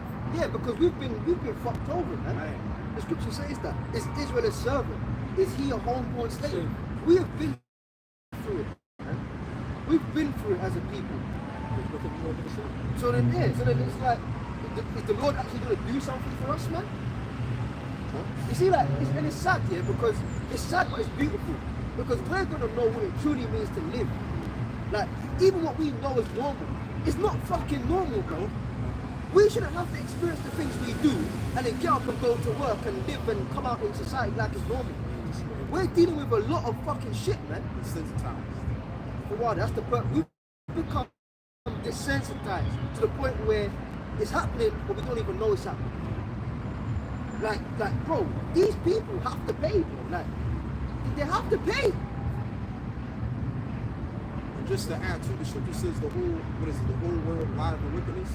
So here it is, you're living, you're going about your day-to-day business. And meanwhile, there's some shit going on that you're not aware of at the same time. So in the kingdom, we're not going to deal with that again. We're going to live in a world where everything's basically on the right-hand side. Righteousness. So you're doing right, everybody else is doing right now. And that's true living. Yep. As Elder Apostle Paul says, we're just merely existing. True living is going to be, as you say, life is for the living. Yeah, life is for the living when the kingdom is here. We're going to know what it truly means to live. Right now, this is just the existence. You know what I mean? We're just existing. You have to get up, you have to shout, you have to do these, go job. You know, it's just the existence, man. But true living will happen in the kingdom. As the Elder said, when you're surrounded by righteousness, it promotes righteousness. You can feel it You too. can feel it. That's why the scriptures speak about the elements of the kingdom, the jasper, and the, you know, yeah. It's like even the infrastructure is going to promote righteousness. That's why when you're abroad, if you ever go abroad to like a more natural place, sun, sea, palm trees, this and that, when you come back to the UK, people make jokes about it. I felt depressed as we were landing. It's not a joke, it's real. You know why? Because you're surrounded by concrete. There's nothing to the eye that's pleasurable. The vibration is wicked and the material is wicked. As the same rules, just means the truth is told in jest. Truth is told in jest. So people talk about it, but it's true. Yeah, as soon as we was landing, I just felt, so that's the demons of the environment. So in the kingdom, when we have these righteous gemstones and materials, when we go certain places, we're going to have certain emotions pushed on us. So when certain roads and buildings are made of emerald, you're going to feel love and warmth. When it was so much so on earth, doesn't it say that even the trees are going to rejoice? So if the trees are going to rejoice and all of the life of the living, we're going to feel that same That means the energy of love is going to be all over the place. The very materials, man. It's going to be beautiful, man. Okay, so this existence here is not really conducive with living. It's just the environment of existence. You can't live in a world, as Elder mentioned in the trees, you can't live in a world where the environment itself, the world is pissed off. Because the earth itself mourns. Yep. The earth itself ain't happy with what's going on. Job 9:24, the earth is given into the hand of the wicked. So the earth itself is pissed off. It's not giving its best. So when a righteous rule takes over, what do you think the earth is going to do? Now there has to be a level of purification. That's why when the flood happened, the whole world was submerged. Now there's certain parts of the earth that have to be purged with fire. That's why America's going to get burnt, predominantly. Other places will get hit, but the main place of purging is America, because that will set or stand as a reset for the planet. Because fire is a purifying agent, water is a purifying agent. We've already had the water purification, and the world got wicked again. Starting with America. That's how the scripture says, thou that did deceive the nations. So America now has to receive that purging. So when the nuclear fire happens, yes, it's a source of judgment. People are going to be dying and shit. But it's also a source of purification. When you see the nuclear missiles, you're looking at purification methods, man. That's going to purge the earth. And then the Yahweh Shai is going to come and bring further purification with the chariots, man. Then you also got to think about all of the plastics in the water, barium and all of the various metals in the skies, and all of that has to be crushed. That's why people said all of the elements shall fell further deep. So that's going to bring that, like the brothers going into, that's going to bring that purification going. Because you can't have a righteous kingdom based upon filthy environments. It's not going to work out. Just look at the Lord. You keep saying the Lord is very particular. When he wanted the Ark of the Covenant built, it had to be built with certain materials, certain dimensions. Only certain men could hold it. Because the Lord is particular. Look at the layout of the temple. The Lord is very particular how he wants things. So how the hell is the Lord going to come and dwell with man on earth and set up the kingdom of heaven with fucking plastic? That's some bullshit, man. That's some bullshit. Your child can go swimming and then not, well, my baby died because they choked in plastic. Come on, man. We're not gonna die, so we need an environment of non-death. We're in an environment of death, so we need an environment of life. So the earth has to get turned around. That's all this is. You finished that? Who's reading? Someone was reading. Someone was reading. I don't think you finished what you said. Alright, this is quick. So John 16 and 33 says, these things I have spoken unto you, that in me ye might have peace. In the world ye shall have tribulation, but be of good cheer, I have overcome the world. So how shall I overcame? To say, even though we're in the environment of death and of life, how shall I show us it's possible? It's possible to maintain. So with that knowledge, we navigate through life through the house. Be of good cheer, because if your house never overcame the world, then if you think we're depressed now, then we just kill ourselves, because there'll be no point in living. But because your house overcame the world, we can be of good cheer, because he said, I am with you. Another thing too, you see example that we can have to look at. So another thing too, you gotta think about. Our shop, he didn't have an example. All he had was himself. But the spirit was with him, but it just made it a little bit worse because he didn't have the example. So we have the example. And he was able to overcome death and destruction. So if he can do that, then we can do it too. Like you mentioned, because the spirit is with us. That's powerful, man. His life was the example being written. So we have a manuscript to follow. All he had to go with this is the will of the Father. That's why he prayed so much. Imagine that Yahweh had to live this life and not make a mistake. Otherwise his sacrifice wouldn't be accepted. So imagine that he had no examples, no. All he had was the scriptures that were already written and prayed. But his life itself was the example being written for us at a later date. So that's heavy, man. So as you said earlier, it makes it a little bit easier for us, because now we can, the scripture says it, mark the perfect man. And it's peace. It was one of Yahweh Shai's titles, King King of Peace. Romans 15:4. For whatsoever things were written aforetime were written for our learning. And you have to remember, yes, the Old Testament was there, the writings of that's the Tanakh, the writings, alright? But what we now have is the New Testament, as it's called in the Bible, that was being lived out. So we've got the Torah, we've got the history accounts, we've got the writings of the prophets, we've got the songs, the Psalms, yeah? And then we've got the Gospels, you know, we've got the writings to the letters to the churches, we've got the Revelations, man. So we've got more than enough to make it through. Whatsoever was read that again. Right, Romans 15:4 again. For whatsoever things were written aforetime were written for our learning. Yeah, because you got dudes that get magical with it and start talking about the book of Joshua and this and that. I was watching the brother over there in Orlando, Isaiah. He did a video of this bug out here, and the guy looks like a bug out. He looks like a bug out, and he's talking about the book of Enoch and the seventh heaven and the constellations, you know, and the higher self circle. The fifth, the eighth, and now we need to connect down to the fifth Joshua, and because it's like, bro, what are you on about, bro? What are you on about, that? What are you on about? Just read the Bible, bro. That's what we've been getting at. Because that's been written for our learning, man. Go on. Man said the eighth circle. That we. I start again. Romans 15:4.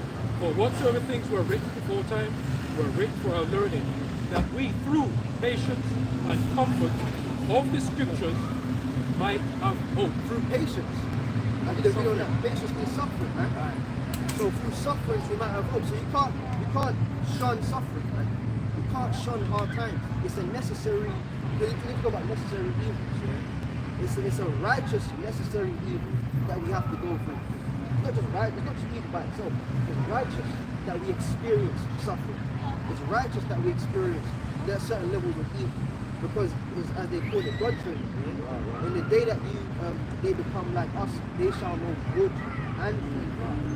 So for us to be gods, we have to have a perfect masterclass lesson in evil.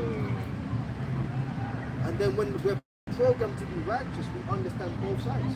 Because guess what? Even though we're talking about a perfect earth, yeah, there's still going to be wickedness in the earth, but through the other nations. Yes. So if we're going to be the judges, we have to know right from wrong.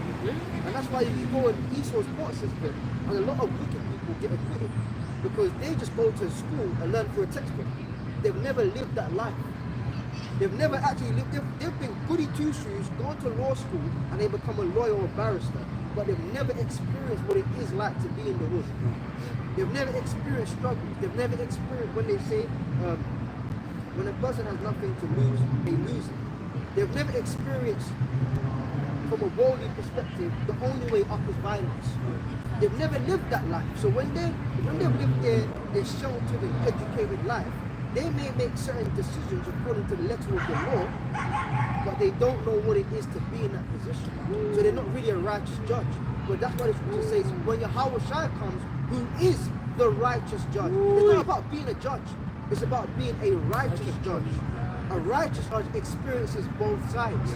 That's why Solomon got into witchcraft. Yes. That's why Solomon built the temples to them demons. That's why Adam sinned. That's why Adam sinned. Because he had to learn himself first, both sides of the spectrum. Now he's learned the lesson, we're learning the lesson. So we're learning both sides. So in the kingdom, when we are them gods and we are them judges, when the nations are going off, we can judge righteously. According to the Torah, according to the law, we can judge righteously. Not just because we sat down and read the book, okay, that's right, because we lived it.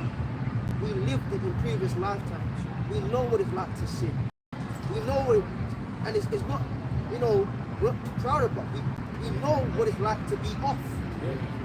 So when we're going to be perfect, we can judge perfect judgment. It's like a simple thing what Elder Apostle Gabar says. He says that in order to go hot, you have to go cold, and vice versa. You see? And thus we become what? We become the very image of the Most High. That's why we are, the scripture says, we shall be surnamed Israel. He is the prince, the son of the power. the Most High, He's the master and creator of what? Both sides. Somebody hold Isaiah 45 and 6 or 7. Start from 6. The reason why we need to know both sides is because we're currently being molded to be the very reflection of Yahweh. And once you get the term experience, it means you have to try out. So we have to try it out. Look at this, get that experience first. And then you can understand what the do's and don'ts is. I would have mentioned, the first to try it out was Yahweh Shai, as Adam. And he tried it out in other lifetimes, right? You know what I'm saying? Read that. Isaiah 45, verse 6. Let's start at verse 5. Isaiah 45 and 5. I am the Lord Yahweh, and there is none else. There is no God beside me. I girded thee, though thou hast not known me, that they may know from the rising of the sun and from the west that there is none beside me. I am the Lord Yahweh, and there is none else. I form the light and create darkness. I make peace and create evil. I, the Lord Yahweh, do all these things. So the Most High controls both sides. It's not that he just thinks, oh, God is good. It's God versus Satan. But he's not the Most High, is he? Because he's got. It's like when you play for football, you got a game, Premier League, they all, point system, table. They come to the final, well then, you can't just say, well, we're at the final now, but the game ain't played, you both won. No, somebody has to be above another. Someone has to beat another to be on top. You can't just both be in the final and say, oh, you made it. Who's actually the winner? The Most High is the winner for all existence. So, he has no competitor. It's not the Most High versus Satan. It's the Most High and the Most High alone. Hear, O Israel, the Lord our power, the Lord is one. That's it. That's why you're specific. There is no God beside Exactly. There's no one else, there's no other power that can go head to head with him. All the powers that exist in me.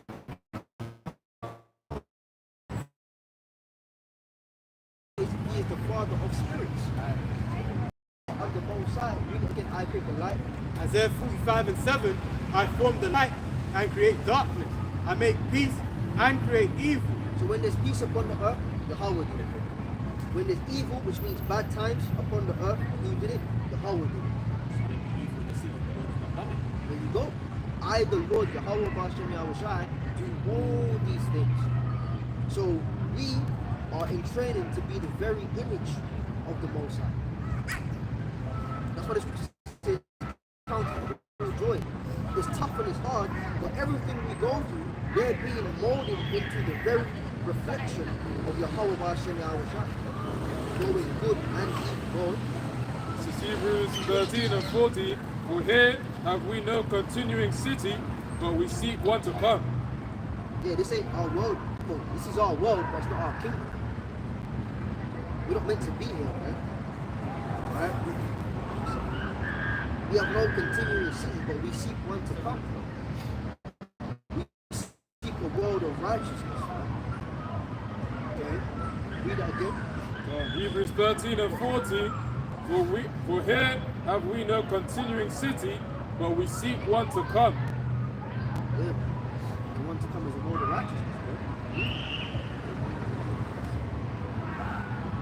bro. Proverbs 11 verse 1.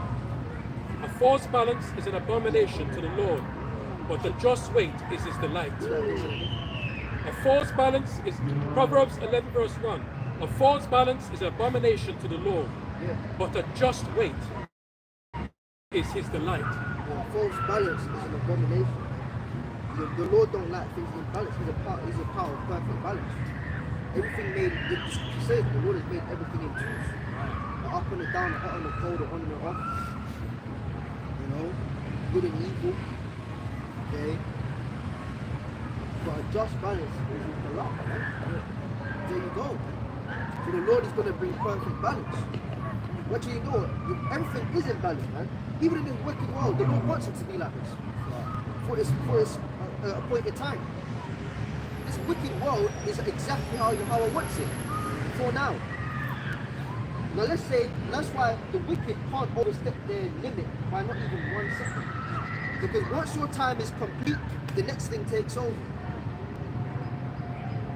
Okay? I recorded it earlier, but let's get it. 2nd Ezra 6 and 9. This setup right now with Esau in power, the Lord is with him. 2nd Ezra 6 and 9. For Esau is the end of the world, and Jacob is the beginning of it that followeth. So Esau is in rulership right now. And that's good. That's good. Alright? We want Esau, yes, we want Esau to be in rulership for as long as Yahweh Bar Shem Yahushai has him in rulership. Because you got people that want to go back to Israel and force us reintegrated into the land. And it's like, what the hell are you doing? If you gave me a plane ticket to Israel right now to relocate there and live, I ain't going. You could give me a villa, a swimming pool, direct balcony view to the Temple Mount. I don't give a fuck. I'm not going. I'll stay in my ass in London because it ain't the right time. So yes, we want Esau to be in rulership for as long as Yahweh Shai would have him in rulership. It's like in Jesus in Job 14. Take it, brother. Can you read that? Job 14.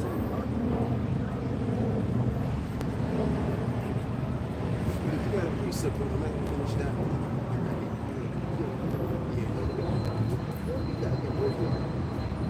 But that's the point. We want Esau to be as long as he has to, because we know in 2nd Ezra 69, Esau is the end of the world, but Jacob is the beginning of it that follows. So when Esau's time's done, he can't go over his leadership, right? What happens next? Israel takes over. Where's that final precept? Where's that one where it says the Lord will possess the people violence? I think it's that. What's that?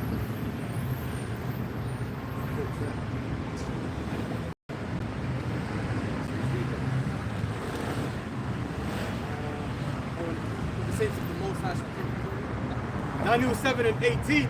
But the saints of the Most High shall take the kingdom and possess the kingdom forever, even forever and ever. Yeah, so that's land back in 2nd Ezra 6 and 9, right? It's not going to be a peaceful thing.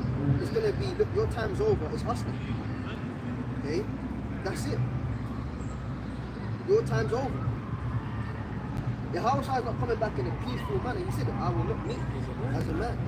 So when Esau's time is done, he's going to be abruptly stopped.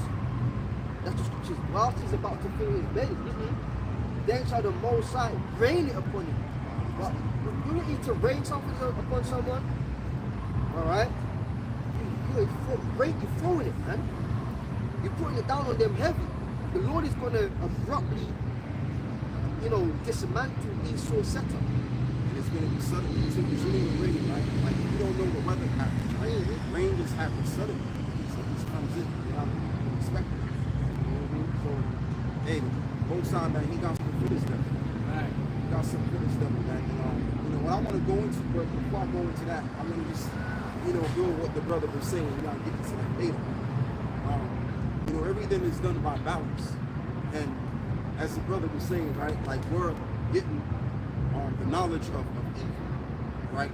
And in that we're going through the different various struggles, the curses, which is primarily the point, the curse we're going through. And it's making us who we are, as well as it's written in the if somebody give me a book of a piece that's accepted, right? On how when a man is born for, right, the heart is made better, something like that. Yeah, so this is what we're going through. And brothers are going through various kinds of it. It's just different levels of it on top, And it's all for the better. You may not see the betterment of it, but it's all for the betterment to serve a greater purpose. Go on, brother. So this is Ecclesiastes 7. I read from the top. It says, a good man is better than a precious ointment, and the day of death than the day of one's birth. It is better to go to the house of mourning than to go to the house of feasting. For that end is of all men, and the living will live to his heart. Yeah, because as of right now, in that park over there, this is the reason why. Well, there's two reasons why we're not in the park. The Amalekites are around the area, and you got the Springbok over there. When you're in a party setting, you're not cognitively aware of what's going on around you. You're basically in a dead corner. Okay, your cognitive will be better now. So let's just say some real life situation happens. You're not gonna know when it hits you. Okay, and it's just gonna happen suddenly. But when you're in the house of one as well as we are in, okay, well, pretty much what's the word I want to look for? What's the word I want to think about? When you're constantly in the mood of sleep. Yeah, go on. 3 says, sorrow is better than laughter, for by the sadness of the countenance, the heart is made better. Right. But what I'm saying is when you're constantly struggling, you're pretty much your mind is becoming more stronger, and pretty much you're cognitively aware because your mind is being exercised. Okay. But yeah, the continence. But now we're going to get to this. The continence of the heart is made better, and we're being made better after the ways of the Heavenly Father's only begotten Son. All right. So it may feel painful. It's like when you take the bitter herbs. The bitter herbs don't taste good, and it's not supposed to taste good. It's supposed to heal your body. Go on, brother. Another one. The heart of the wise is in the house of mourning, but the heart of fools are in the house of mirth. Yeah, and the fool doesn't really care what's going on around him. And a fool wants to be, in a state of accountability, because they don't want to acknowledge what's really happening because it's going to hurt them to the heart. But a wise man, as well as you have to fight for over it. Okay, so when you think about it, where we need to be now. I can make a point because now statistically, right, it's not wise to look down on them rights. If you really do your research, those rights, those up and down rights, because there's holy actions. I was just looking at them earlier on, and they're all laughing and going spinning around. It only takes one screw, because sometimes they're incompetent. People don't tie one screw, and you just see the thing going. Yeah. Back to your point, mirth, man. Yeah. People are in that state of mirth. So when you're in that state of mirth, you ain't wide awake with what's going on at all. So that's just the bottom line, man. We have to be like the scripture says, circumspect. Redeeming the times, because what? The days of how the hell are you gonna redeem the times when you having fun out there? Going out. That's the point, man. Yeah, so you're going, bro. This is 1 Peter chapter 1 and 6, wherein ye greatly rejoice, though now for a season, if need be, ye are in heaviness, through manifold temptation, that the trial of your faith, being much more precious than of gold that perisheth. Yeah, read it again. 1 Peter 1 and 6, wherein ye greatly rejoice, though now for a season, if need be, ye are in heaviness, through manifold temptation, Yeah. that the trial of your faith, being much more precious than of gold that perishes. Yes, that the trial of your faith that may be precious. As what? Read it again. That the trial of your faith, being much more precious than gold that perishes. Right, so our faith is being exercised. So again, how is your faith being exercised if you're not going through the various manifold temptations this week? And plus, we need to prepare our minds for what's getting ready to come out of this. What's happening right now, Amalek is getting agitated out there. That's why we're not over there. Okay? You had two parties. Of course, the two main parties of America, the Democratic and the Republican Party, they both voted in a law to not criticize the state of Israel. All right? And also in that, they want to ban the Bible. And I've already posted it on the chat, so one of you brothers can read that as well. Just want to get into that. So what does that basically tell you? That tells you that we're coming into a point in time of the famine of the world. Like the brother you wrote, pretty much when you think about it, there's going to come a time where we're not going to be able to go on. Whoever got the precept. You talked about the famine of the word, right? The precept to back that. Amos 8 and 11. Behold, the days come, saith the Lord Yahweh, that I will send a famine in the land, not a famine of bread, nor a thirst for water, but of hearing the words of the Lord. Yeah, but hearing of the words of the Lord. So the time is going to come where the words of the Lord are not going to be easily accessible as it is right now on the YouTube and the various forms of social media. like Odyssey and you know the other ones, right? So there you have it, man. Because like I said, Amalek is getting agitated. Amalek is sick and tired of hearing people say A, B, and C about it. And then you got people talking about what's going on in the gospel, which that really kind of that pretty much got people motivated to speak more about Amalek, because people already knew Amalek was evil, but they didn't know to the extent when that happened, when October the 7th happened. All right, so it's got to the point where everybody's talking about TikTok. That's why they want to ban TikTok. So if they can ban TikTok, then what they basically telling you is they want to ban your freedom of speech. It's going to get to the point of censorship. Go on, brother. What we said? You're going. Free and Someone can read the article. What are you showing for this? You're good. But read the piece first. 7 o'clock. A time to rent and a time to sow, a time to be silent and a time to speak. Yeah. So right now we're at that time, because we're here to what? Give the word. Give the warning before the end comes. So once we give that warning and all of the things that are happening that we give the warning to, the prophecy starts to speak. We ain't going to be speaking with it. It's going to be time to keep our mouth shut. All right? And that time is right upon us. Go on now. One minute. A time to love and a time to hate, a time of war and a time of Yeah, that's peace. it on that. Yeah, so you got a precept, right? Yeah. Okay, you read that last precept, we're going to get into this article. Go on now.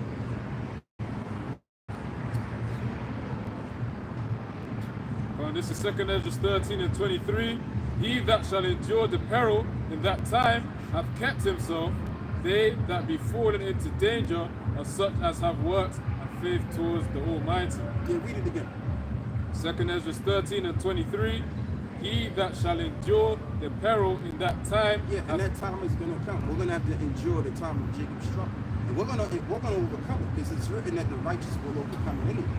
But that's just something that we're going to have to go through, because when you think about it, as the scripture says, right, in the book of Deuteronomy 28, it talks about how we will be cursed when you come in, and we'll be cursed when you go out. So part of the curse is going through that severe drama, such as Jacob's trouble. But it's not going to be an end to it. It's not going to be, the end of that of a curse.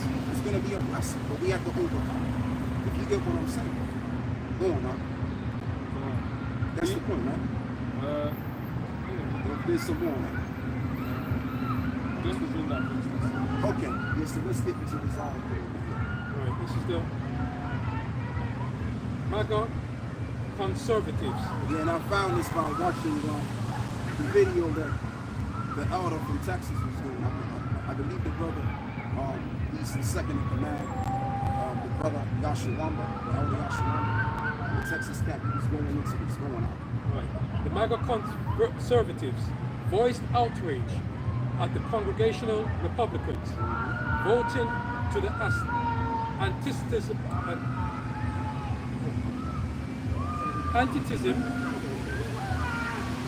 Awareness Act over concerns it would make the Bible illegal. Congress, MAGA conservatives voiced outrage at Congregational Republicans voting for the Antitheism Awareness Act over concerns it would make the Bible illegal. Yeah, it would make the Bible illegal. So, and to this proves, and I was corrected with the brother that's the head brother to Dallas, Texas camp, right? So the thing of it is, I believe, because they said it's a bipartisan law to be passed, which represents two parties. So this would have to mean that the Republican Party and the Democratic Party are all in conjunction to get this law into action. Go on. Congress on Wednesday passed a bill which would require the Department of Education to use the International Holocaust Remembrance Alliance working definition of anti-Semitism when enforcing anti-discrimination laws. It comes as colleagues across the United States have seen pro-Palestinian Palestinian protest. And I don't need to cut in, brother, but I just want to mention this too. Another reason why they're passing this bill, because you got a lot of those kids in university. I won't call them kids, they're grown adults, right? But those students in there that's in those universities, they're basically the next in line to keep the world going. They're the next in line to govern the world. They're the next in line to be the various politicians that believe in it. So if you got these young cats, these students at the war that's siding with those Palestinians down in Gaza, then now you have a problem. Now you don't have a society that can thrive in the future, so to speak. Because to keep a society going, you need what? You need blood. Okay, right now you got a bunch of old heads that's getting ready to perish and making all kind of mistakes, and need to take various drugs. You gotta drink blood just to keep the cognitive effect. All right. So you got a lot of these young guys that's in these college campuses. They're not agreeing with this, man. All right. So that means there's no world. That means that what we've been saying is been true. That there's no such thing as a new world order. It ain't gonna work out. Okay. Go on, brother. That critics say at times have allegedly veered into antithesis. Yeah, because the thing with if you're talking about a new world order, words have meaning. In order to formulate a new world order, you need new people, you need new blood, you need young blood. You can't have a bunch of old heads. All right, go on now. Right. Antithesis is a certain perception of Jews, which may be expressed as hatred towards Jews. Right. Rhetorical and physical manifestations of antithesis are directed toward Jewish or non-Jewish individuals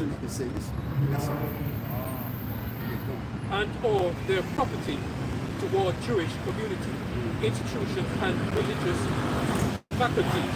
And you know, it's the act, it's getting thicker and thin. People are starting to really see it. And I know this too. When you're around these devils, man, these devils, they don't look at you like you're the main property. They hear it there. You get what I'm saying? They hear it there, they smile at you. They give you that look like, man, we fucked up. We thought that you was the problem. Come to find out, they're the main problem.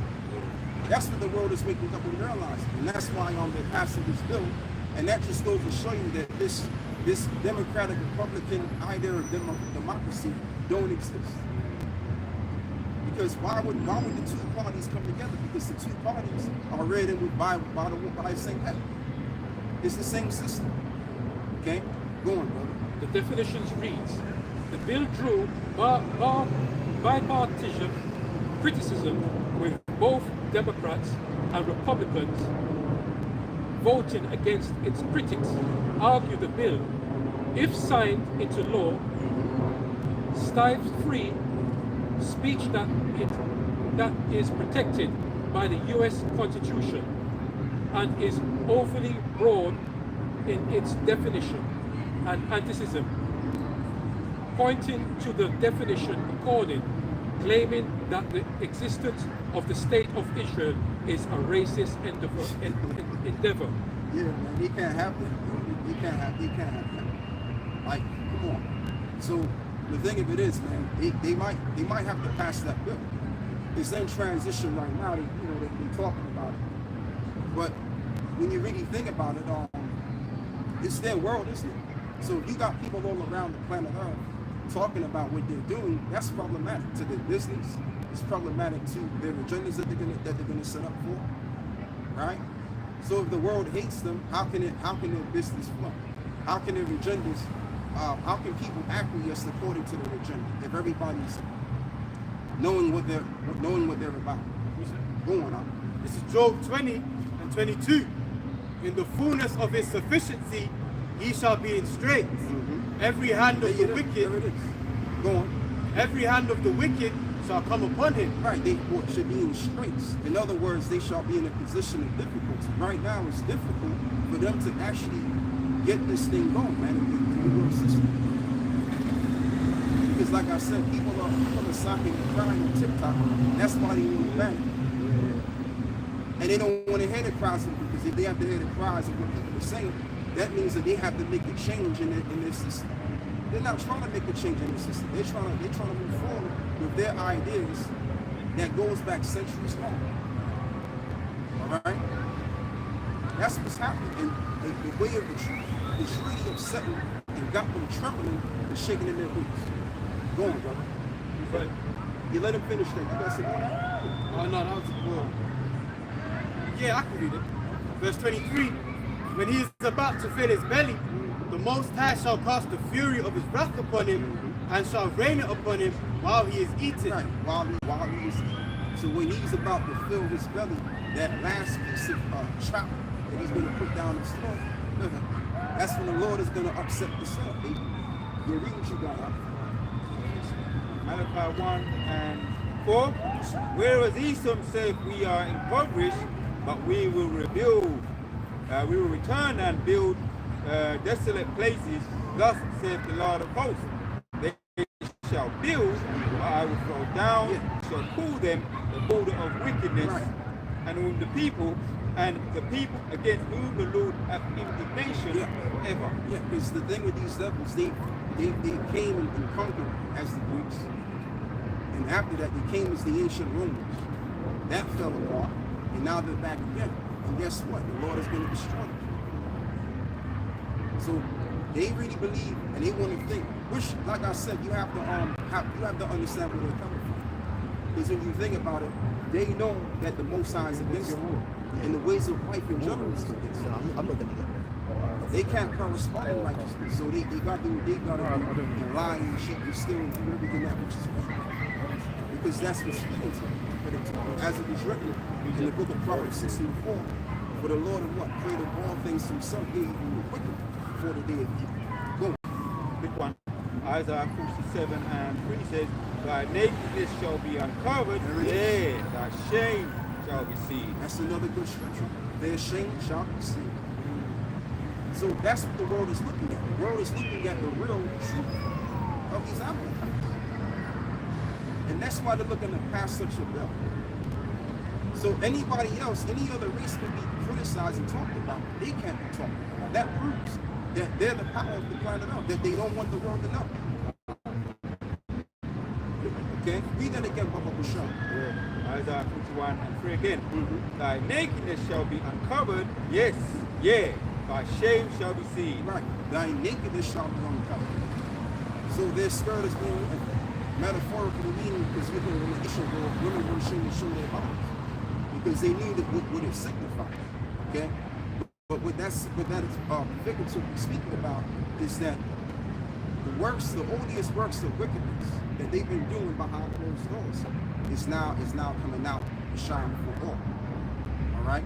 Somebody get on what is it? I think it's Luke 12, where it reads, "There's nothing covered that shall not be uncovered." Something like that. Keep going. The power is in their mystery, their shadow, Yeah, the secrecy. The shadows, where you can be mysterious, and you can just pull string, and nobody don't know you're pulling the string. Oh, Yeah. Now this popped in my head, the Wizard of Oz, the guy behind the curtain, popped in my head. So even in martial arts, right, if you're going up against an opponent, any form of martial art, you have to say like you have a weakness in your rib. Right? People know, but the last thing you want to know is your opponent. Yeah. You know his weakness. So we know the weaknesses because most likely build them to us, and he's trying to the Wizard of Oz. No. Keep it quiet, don't tell him I'm the devil. No. Yeah. I mean, but yeah, that's a good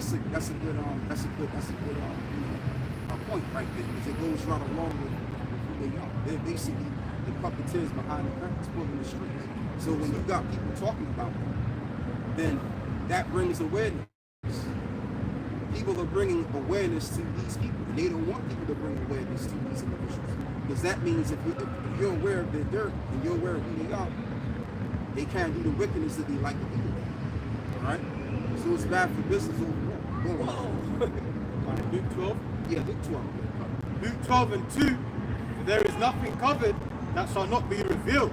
Oh, Neither hid that shall not be known. right. Read it again. Luke 12 and 2.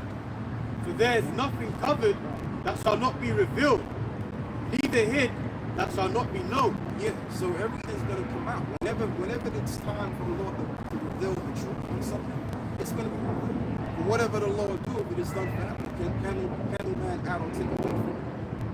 All right? So the Most High wants to reveal truth that they're going to be ashamed of. So what? It's going to come out regardless. And this is the spirit of Yahweh Shai revealing the truth, because he is the truth. Okay? So all manner of truth is going to come out, and it starts with us. And that's why people are becoming more aware of what's going on, because they're watching our videos, and if they're not watching our videos, they're feeling the frequency of what we're pushing, which is the frequency of truth. And it's upsetting the frequency of this devil and his system and time. Yeah, because I've only just got into the tech thing myself. Getting used to the tech thing myself. Now I'm going on TikTok, and I'm watching some of this. You know, just watch a couple of videos on TikTok. It's like on a trending thought. On a thought. And yeah, the vibration is on these people. There's the truthers, truthers.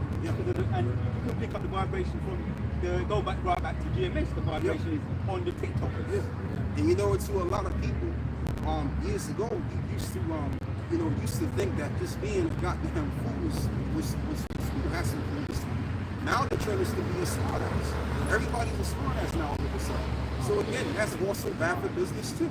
Knowledge shall be increased. Now, there you go, my brother. Knowledge shall be increased. So when you got everybody being aware of the knowledge of what's going on, again, how can a world like this flow? How can a world like this thrive? And this world thrives based on lies and deception. So when no one can be deceived anymore, then it's the end of the world. It's the end of the system. Going on. Revelations 2. Oh, you finished there? No, I had a piece of it. Revelations 12 verse 12.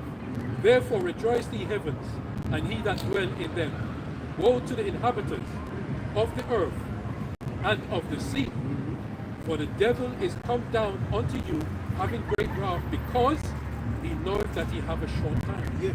So I mean, the time is gonna come. They're gonna stage an event or a major event, or it could be a combination of multiple events, and that's gonna give the green light for them to move against this with violence. Okay, so if we stand so stiffly for the word in this time, being that they're gonna look to ban about based on this law, this awareness act, correct? The law. They can go for the persecution of the prophets, but you see, that's already hurt. You already prepared for it. Okay, and as well as it agrees to do my prophet no harm. Alright, so when they go for the prophets, the Yahweh Shah is going for their heads back, right in return. See? But the point that I want to build a little bit more on is the fact that these devils are uncomfortable because the truth is spoken. And I want to get a piece of that as well.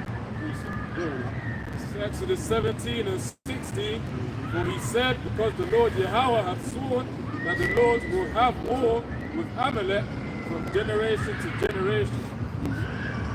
Yeah, the Lord will have war with Amalek from generation to generation. That's the fact. Okay. Yeah, so that's just the spirit of the Lord is against them. Because obviously Amalek is running things right now. But for how long? You know, as the Rabbi was speaking about, Most High is not going to allow this devil to go beyond the limit, the time limit which is wrong. That's the what? Job 14. Alright? Yes. Yeah, you know. Second Ezra 7 and 14. If then that they live, labor not to enter these straight and vain things, they can never receive those things that are laid up for them. 44, sorry. So,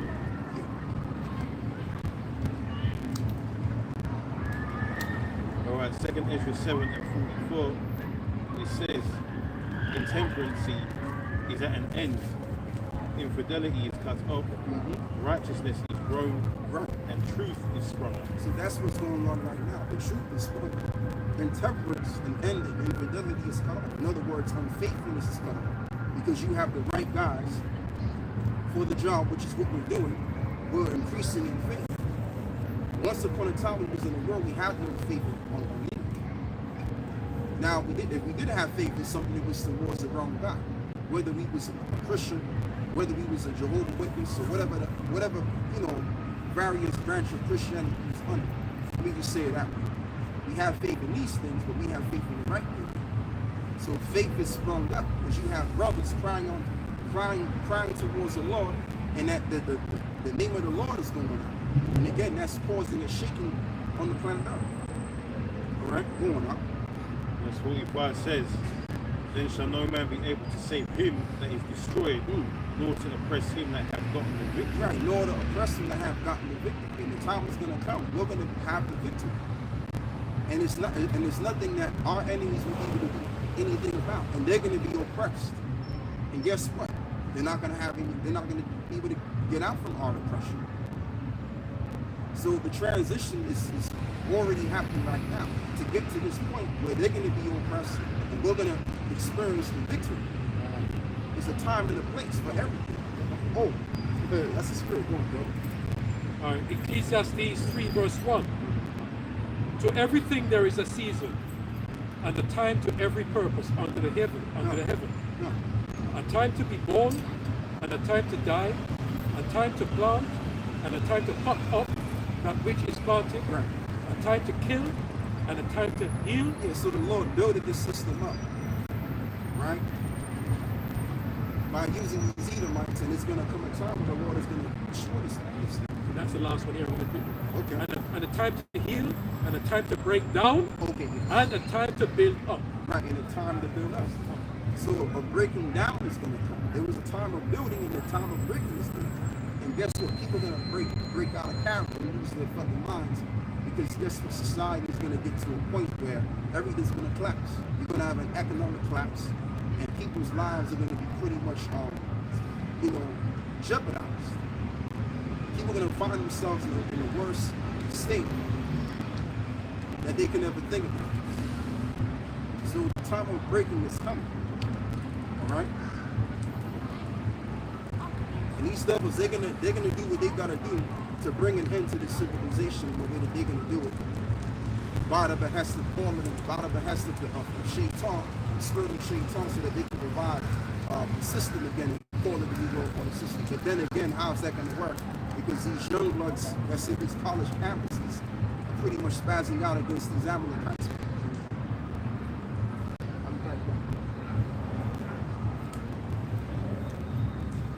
Yeah, read on. You got a precept. Oh, you continue the article ever? Yeah. If there's some more good stuff in it, you're going. Untimely, 91 members, ultimately, so like 91 members of Congress voted against it. Some conservatives are taking issues with the bill over the definition of anti-Semitism, including claims of Jews killing, they would like to say, Jesus of blood, libel, arguing that it could mean that parts of the Bible would now become illegal. Right, part of the Bible. Well, they just might as well ban the whole thing. Might as well. But you see, when it gets to the point where they talk about part of the Bible, how it's got to be banned, that's telling you something right there that will very well never even close to the point of the family of God. Because that shuts everything.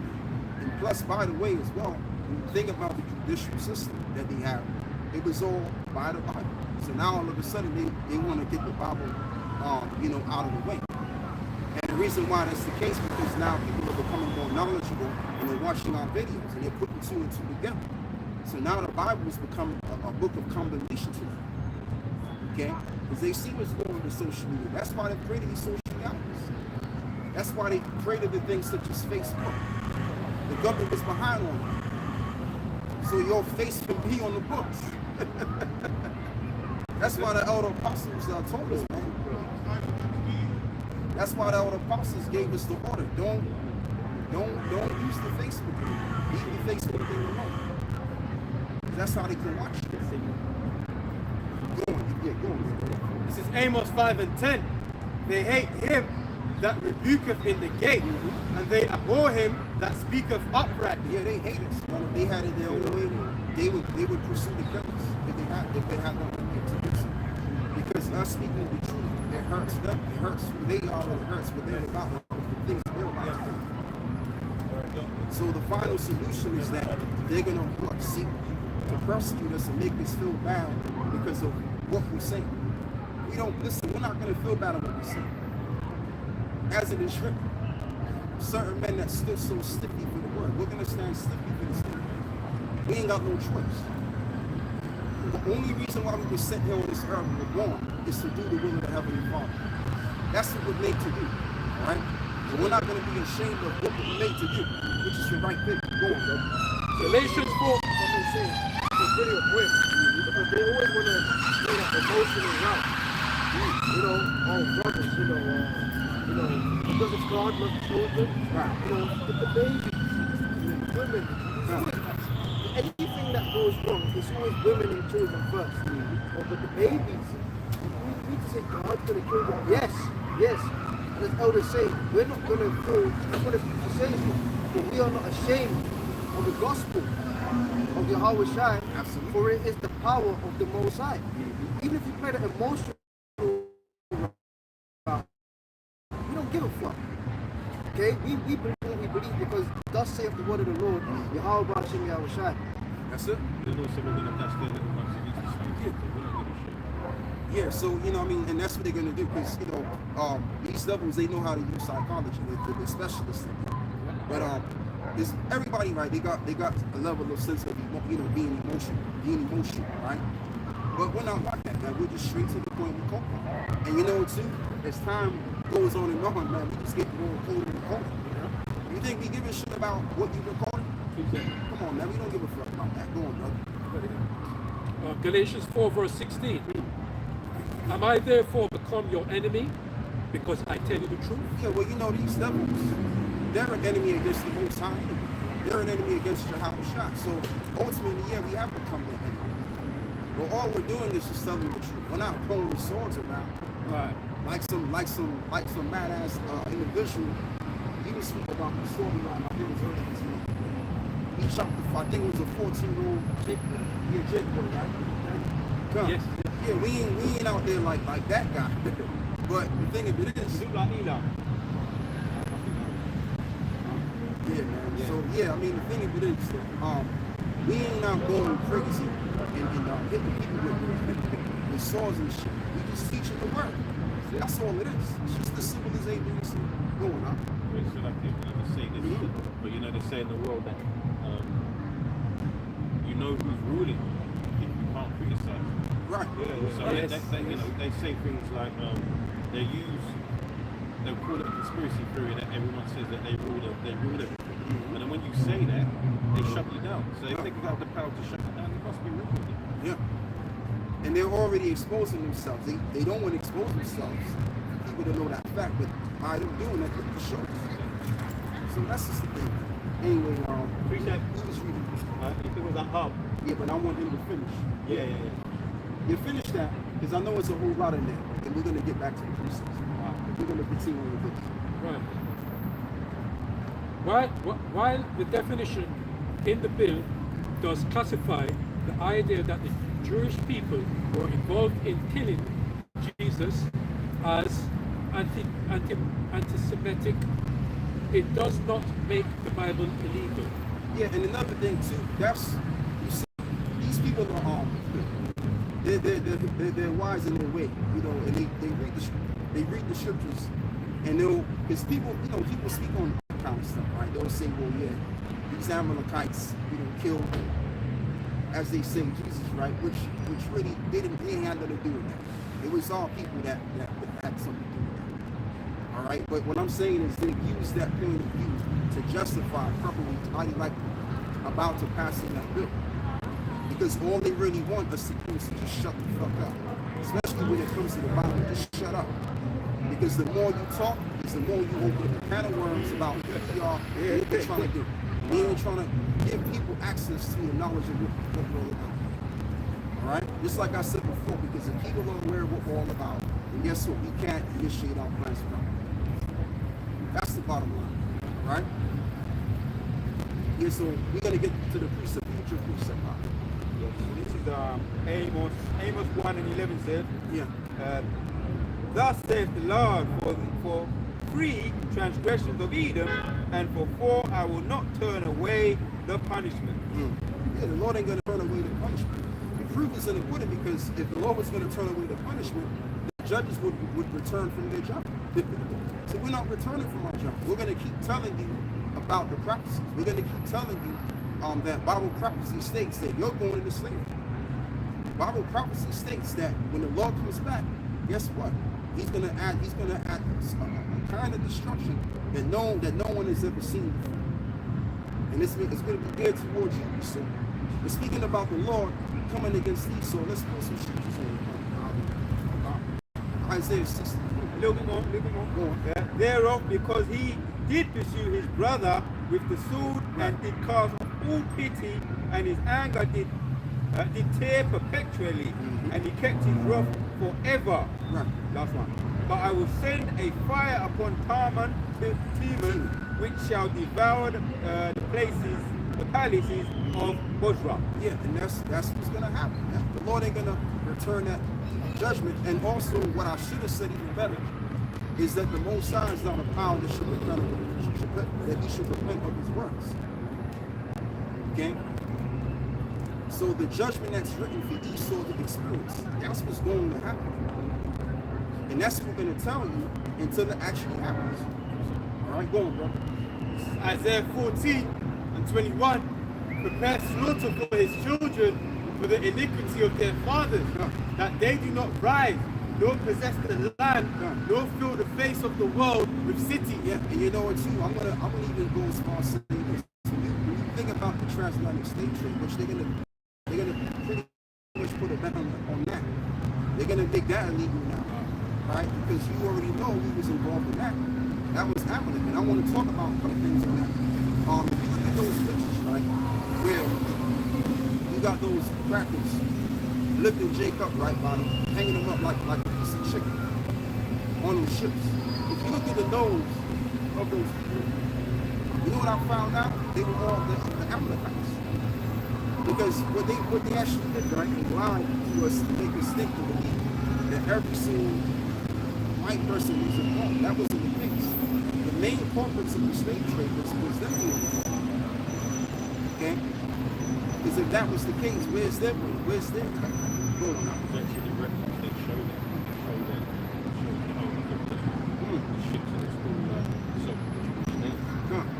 Oh, the book Without Sanctuary.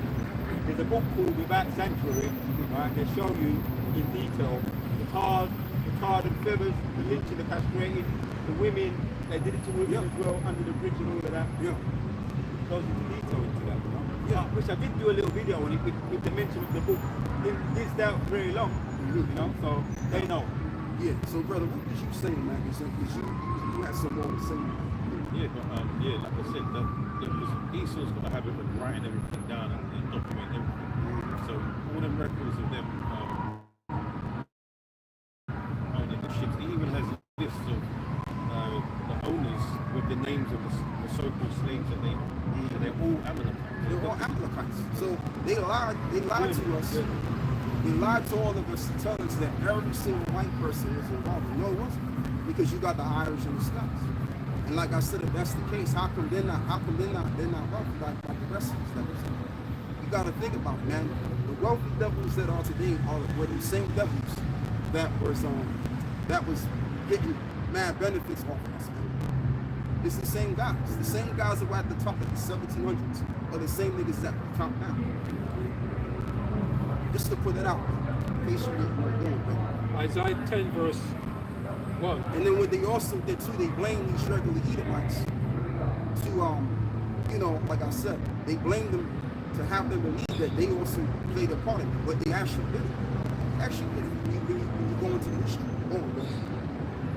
Isaiah 10 verse 1. Woe unto them that decree unrighteous decrees, and that right grievousness which they have prescribed. Yeah, and another thing too, is we do our research over here as well, right? But it's also been declared, because I even remember when we even on the podcast spoke about this, and I've also heard this before too, probably before you brought it up. It was only what 2 to 3% of people that actually owned the slaves. It wasn't 80%. It wasn't 100%. It was 3%. So who were those 3%ers that owned and ran the slaves? It was the Amalekites. Okay, it's just like how it is right now.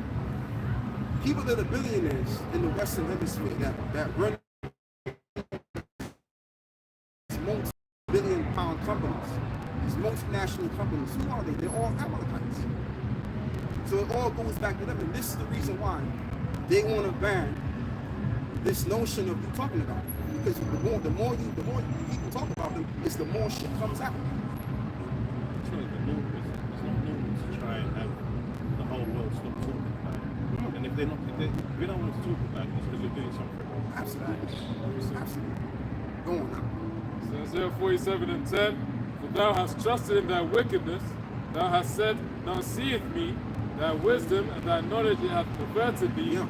Thou hast said in thine heart, I am, and none else besides me. And that's the attitude that they've always had. Yeah, we're always going to be on top. Yeah, we stole from you Negroes, we stole y'all from the land, where we captured you from, and all of this extra stuff, and the Most High act on anything. Somebody give me the book of Psalms, I think it's in 54, 56, where it reads, for they thought that the Most High was one like them, something to that equivalent, right? So they thought that they was getting no scot through all of this time, and the pride became so much so that they thought that, okay, yeah, we gotta be on that God level. Nope, the Most High was just building the case on them. Alright? And the time is gonna come, you will face the repercussions of your actions and so all together.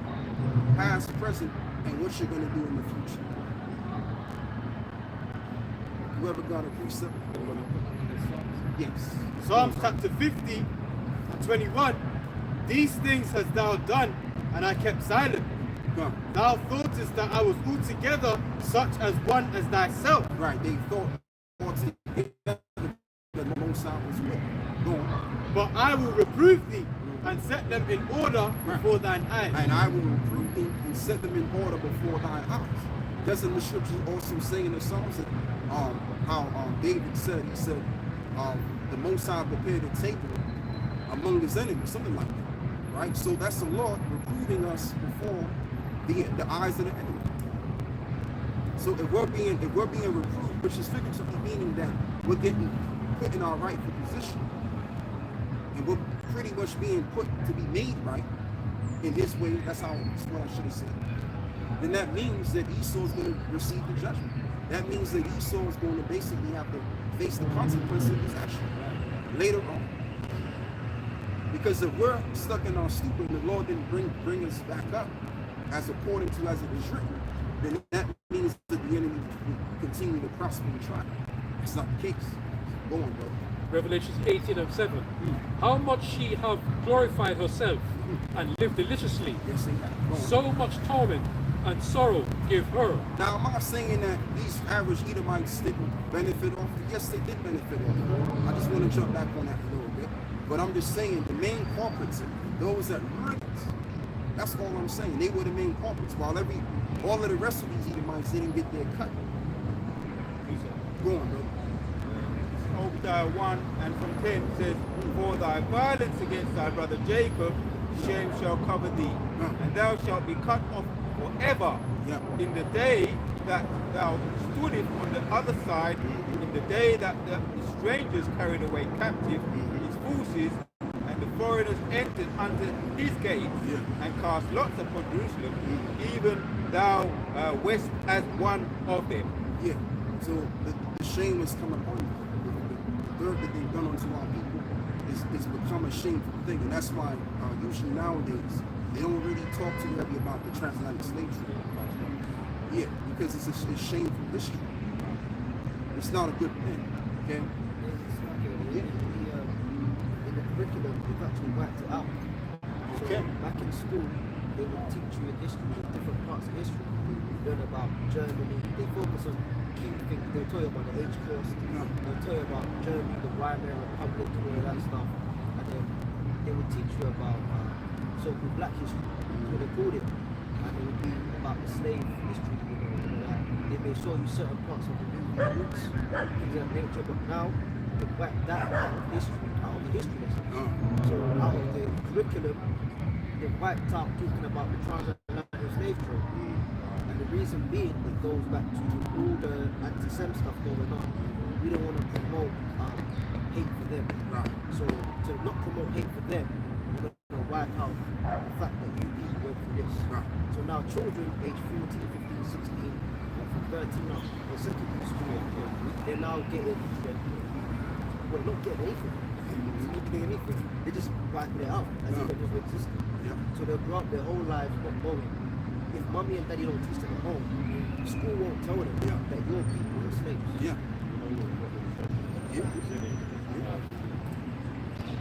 It's leading back to them now. Like you said before, everyone was talking about the Edomites. Right? Now it's leading back to the Amalekites. So they have to, before they didn't give a shit, but now they have to shut it down because everything's leading back to them. It's all leading back to even them. Kanye showed. Even when he was talking about it, he showed you this. He showed you the list. Right? Of who's running everything now. And it's all, and the majority, the 90% or more, wasn't it? And that's just the thing. Now, when Kanye West said what he first said, people thought maybe he was a bit mad because of how he came out. But people are beginning to reanalyze or have reanalyzed what he said. And it's like, okay, yeah, there's some truth. So there it is, man. You know, but yeah, like you said, brother, what I wanted to say after the Romney said what he said, because it goes back to them. And that's why they abandoned that history. Again, because it's a shameful thing. All right? It makes them look even worse. They're potentially going to ban the Bible. Even I'm just reading Obadiah, but Obadiah is one book, but it's a powerful book. So you can see why, because it actually goes into what they did, how they did it. One more, I'll just read one more, brother. It says, but thou shouldst not have looked on the day of thy brother in the day that he became a stranger. Neither shouldst thou have rejoiced over the children of Judah in the day of their destruction. And that's exactly what they did. They rejoiced when they took us down. That's what they did for real, you know. And the thing of it is, when they rejoice, of course they rejoice when they took us down, because what it really represented is that, okay, you know, the earth is awesome. All right, the Most High, or I'm not going to say the Most High was dealing with them, but you know, Satan was basically dealing with them to make that. All right, but ultimately it was the Most High. I would say, let me correct the sanction. Yeah, the Most High sanctioned them to make that move. So that he can judge them. Yeah, the very end. Yeah. Go on. Isaiah 41:10, it says, fear thou not, for I am with thee. Be not dismayed, for I am thy power. I will strengthen thee. Right. Yea, I will help thee. Yea, I will uphold thee with the right hand of my righteousness. Behold, all they that were incensed against thee shall be ashamed and confounded, and they shall be as nothing, and they that strive with thee shall perish. Yeah, so all of the wrongdoing that they've been doing unto our people, and the wrongdoing in general, is confounding them. And that's another reason why they don't want you to criticize them. Like you said, bro, like they didn't give a fuck when people was criticizing them before. So why now all of a sudden now? Because people are finding out things. And they're confounded by their own actions, their own deeds that they've committed is confounding them. And what it's done is actually dirtied up their title. Because if you're calling yourself the people of the Most High, how come you're able to do so much violence? How does that go? That's a contradiction. Come on, man. Go on, brother. So something ain't right, and people are thinking they can't be the people. There's no way they can be the people of God, because how is it they're saying that this, but they're doing that? Because we all judge people based on their actions. Like we're the same way we were when we were children. We would judge people or judge our parents based on what they did, not what they was basically saying. All right? That's how we're programmed. We're programmed to follow what people are doing, not what they're saying. Most likely. Go on, brother. They're basically fooling themselves, or they're basically being fooled now. When you see a lot of these videos, they're calling them astronauts or the European Jews. So they really know that they're not religious people. In regards to what they say, it's not what they're doing, it's not lining up with what they're supposed to do. They're not supposed to be at the top of the food chain. The scriptures tell you what's going to happen to us as a people who died against the laws of the Most High. And for a sign and for a season, and on our children forever. So, and obviously not forever, this is a long time, but these people aren't living. You know they're not, and you know too, it's they're sucking on baby crops. How you supposed to be a holy people if you're doing something that's defiled as that? Give it check to the babies too. Come on, man. Look out. Come on. And the last one here is Isaiah 41:2. It says, "Thou shalt seek them and not find them, even them that contended with thee. They that war against thee shall be as nothing, and as a thing of naught." Yeah, and that's what's gonna come. They're gonna be absolute nothing. You see, right now we're a thing of naught because of the law. The Lord used them to rise up against us. But guess what? They that came up against us, the Most High is gonna balance the scale. They're gonna be brought to nothing, and we're gonna be the ones looking down upon them. We're gonna be the ones kicking their ass, and they won't be able to do anything about it. All right? So they're gonna be as nothing. Actually tells you that they're gonna bow before us. The sons of those that have afflicted thee shall come bowing unto you. How about that? Go on, bro. Matthew 23 and 11, Yahweh Shai speaking, but he that is greatest among you shall be your servant. And whosoever shall exalt himself shall be abased. Yeah. And he that humble himself shall be exalted. Yeah. And that's what's gonna happen when Yahweh Shai makes a second return. That's gonna set precedent. And another thing too, that's gonna pretty much bring that respect back that was lost upon the nation of Israel. First, Yahweh Shai gets the glory and shows the world what's up. As it is also written, every knee shall bow and every tongue shall confess that he is the anointed, that he is the Mashiach Yahweh Shai. All right. So if we're siding with Yahweh Shai and we're his messengers, they're gonna have to bow to us. It's the same thing. Go on, brother. Isaiah 14 and 16. They that see thee shall narrowly look upon thee, and consider thee, saying, is this the man that made the earth to tremble, that did shake kingdoms? Yeah, because these devils, we're going to have them down in the dirt for a long time. And it's going to seem like they haven't accomplished anything. Like once upon a time, right, the world even believed that we didn't accomplish anything. But now people are waking up in this generation of time, and they've researched the history in England, in different parts of Europe, that we actually were rulers and kings. And also people are doing the research around what we're saying, that we're the ancient Israelites. Even the Amalekites over there, they're saying that we're the real people. They're saying it. So if they're saying it, and you know what too, as well, a lot of those people in the land, they don't even want to act as the people of the Bible. They get bored of it. All right, they want to live as regular folk, like these regular Edomites. That's what they want to do. And that's why, man, they have to put a ban on freedom of speech. That's what they're going to do. They have to do that. Because it's getting to the point that the people that are supposed to play the people of the book, they don't want to play the people of the book. And then you got regular people talking shit on TikTok, man. It's too much. So it's bad for business. They hate themselves. Yeah. They allowed all this technology and all these apps to come out, and now every Tom, Dick, and Harry is putting out knowledge, man. And you can't dispute the knowledge. People are putting in the research.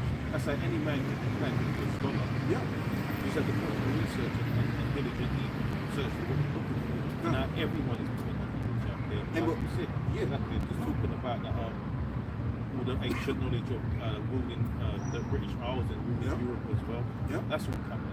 It's all coming And out. like I said, they document everything. So if you really want to find it, you can find it. It's easy. It's easy accessible. It's just like we said, people have already put the knowledge on social media for you to see it. You don't gotta go to a library. You don't have to go to even the museum anymore. It's right there. Cut and dry. So I mean, what's up now? So I mean, what can they really do? The only thing that they can do at this point is cause some kind of mass hysteria. And that would then give them the green light to end freedom of speech and all access to freedom, because basically the freedom that people have has been proven to be against them. If you get what I'm saying. Go on, brother. It's not working, man. It ain't working. Go on, brother. This is Revelation 3. You see, when we set up the kingdom, right, we're not gonna, our world isn't gonna be affected by lies. All right, everybody's going to be under the influence of the truth, and it's going to be easy for us to rule with the truth. Because when you're lying, basically you have to fabricate lies. You have to make up narratives and stories and shit. It's too much work. And then you gotta be fucking paranoid and all that. Come on, man. Like in the kingdom of heaven, we'll just be free. As it is written, the truth shall make you free. Go on, bro. This is Revelation 3:9. Behold, I will make them of the synagogue of Satan, which say they are Jews, and are not, but do lie. Behold, I will make them to come and worship before thy feet, and to know that I have loved thee. Right, and to know that I have loved you. And they're going to become bowing unto this. Now, first and foremost, it's qualifiers. And how, which really, what John was talking about was the Pharisees and the Sadducees. That's just the qualifier. We can use that scripture to address those Amalekites as well. Because they are the chief house of Shaitan. That's what the word synagogue used. And they are the chief right now. And they're about to go down to nothing. So let's read that scripture again. I think you might have been. We shall know. Yeah, that's okay.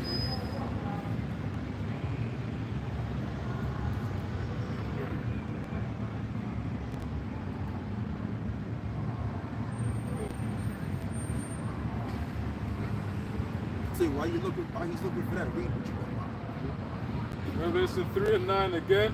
Behold, I will make them of the synagogue of Satan, which say they are Jews, and are not, but do lie. Behold, I will make them to come and worship before thy And that's feet. what's going to happen. It tells you that in Isaiah, the 16th chapter, that thy king shall minister at. And in other places in the scripture, it tells you that those of our enemies will come bowing unto us. Yeah. So that's written in the scripture. Okay. Yeah, you know, so they can't put a stop to that. They can ban the Bible, but they can't ban the prophecies. Oh, what does Romans 3:3 say? For what if some did not believe? Should their unbelief make the faith of the Most High without effect? God forbid. All right. So the thing of it is, that's still resumed. The prophecies of the Lord are resuming as is well. Go on. This is Deuteronomy chapter 30:7. And the Lord thy power will put all these curses upon thine enemies and on them that hate thee, which persecuted thee. Yeah, just like I said, you can ban the Bible, but you can't ban prophecy. Right. All right. All of the curses that came upon us, that the Lord allowed to come upon us, will come unto you. There's no end to the curses. The curses don't die out. The curses jump from one nation to another nation. So right now, currently, the curse is upon us, but the curses is going to be upon them, and they're going to have to live it out. They're going to have to drink all of that which is of their cup of the curses, without mixture, even unto the dregs and doubt. Yeah. Go on, man. Isaiah 60:14. The sons, and this is going to be in the kingdom. This is going to be on this side. Isaiah 60:14. The sons also of them that afflicted thee shall come bending unto thee. It's like you got these Sunni Israelites, man. They got regularly Edomites bound to. Yeah. Bro, you don't even know that could be an Israelite. Yes. You have no idea. You know, who you really want to bow to you are these top tier Amalekites. That's going to signify that we're in the dominion now. Not some old average peon Edomite, man. We don't even know Kaveri Jim. We don't know this stuff. Yeah. Isaiah 60:14 again. And the sons also of them that afflicted thee shall come bending unto thee, and all they that despise thee shall bow themselves down at the soles of thy feet, and they shall call thee the city of the Lord, and Zion of the Holy One of Israel. Right, exactly. And even the sons of the wicked, they're going to declare as the sons of God. That's going to be profound in itself. So great things is about the behind. You're going to have to go through the struggle, the great struggles which is going to come upon the earth, which is going to be in the time of Jacob's struggle. But guess what? Once we overcome that, we're going to be sitting pretty. We're going to be looking at man, and we're going to be looking as gods, and they're going to have to confess that we're what? The people of the Most High. And that's already being shown to a lower degree right now. But just wait until the Lord come back to Habashah to set it all right and give us that spiritual power. We really going to be looking like Israelites by that time. Come on, brother. Ezekiel 25:6. For thus saith the Lord God, because thou hast... For thus saith the Lord our power, or Yahweh our power, because thou hast clap thine hands and stamp with the feet and rejoice in heart with all thy despite against the land of Israel. Behold, therefore, I will stretch out mine hand upon thee, and I will deliver thee for a spoil to the heathen. And I will cut thee off from the people, and I will cause thee to perish out of the country, to destroy thee, and thou shalt know that I am the Lord. Yeah, that's all we need. That's it. It's just the point that you said that they're going to know that we are the true people of the Most High, man.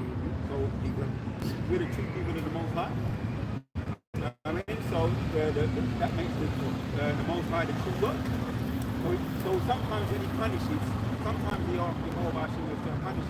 You don't know why they got in a car crash, or they got the juki jab. They don't know it's the Most High, because man going back the rules. But here it's going to be a time when they're going to know it's of the Most High. So I'll read it again. Ezekiel 25, 7 says, Behold, therefore, I will stretch out mine hand upon thee, and will deliver thee for a spoil to the heathen, and I will cut thee off from the people, and I will cause thee to perish out of the country, to destroy thee, and thou shalt know that I am the Lord. He can apply this. Anytime you go off, most likely send the scourge against you by your enemies. So now we're behind enemy line. This now you can apply this to all the other heathen nations. What happened to them is going to be the return of the nation, because in 6 it says, For thus saith the Lord, thy power, Jehovah thy power, because thou hast clapped thine hands and stamped with the feet, because that's what they did. It's coming from Egypt, or in other circumstances, where they were watching and they were looking for, it looks like similar today, they always look for the weak or the frail amongst us, just like in a herd of cattle, they look for the, a lion, he looks for the most frail, or one that's on the edges grazing, or the weak ones or the naive ones. So that's what they did with us. Yeah, clap thine hands. He made mention of the because they did it to our babies earlier on. Yeah. Stamped with the feet and rejoice in heart with all thy despite against the land of Israel. So they did it to us. So it happened to us actually. This actually did happen to us. It's going to be reversed. It's going to be reversed. It's going to happen to them. But now you see they're all getting messed up with the opioids, and that's just one thing.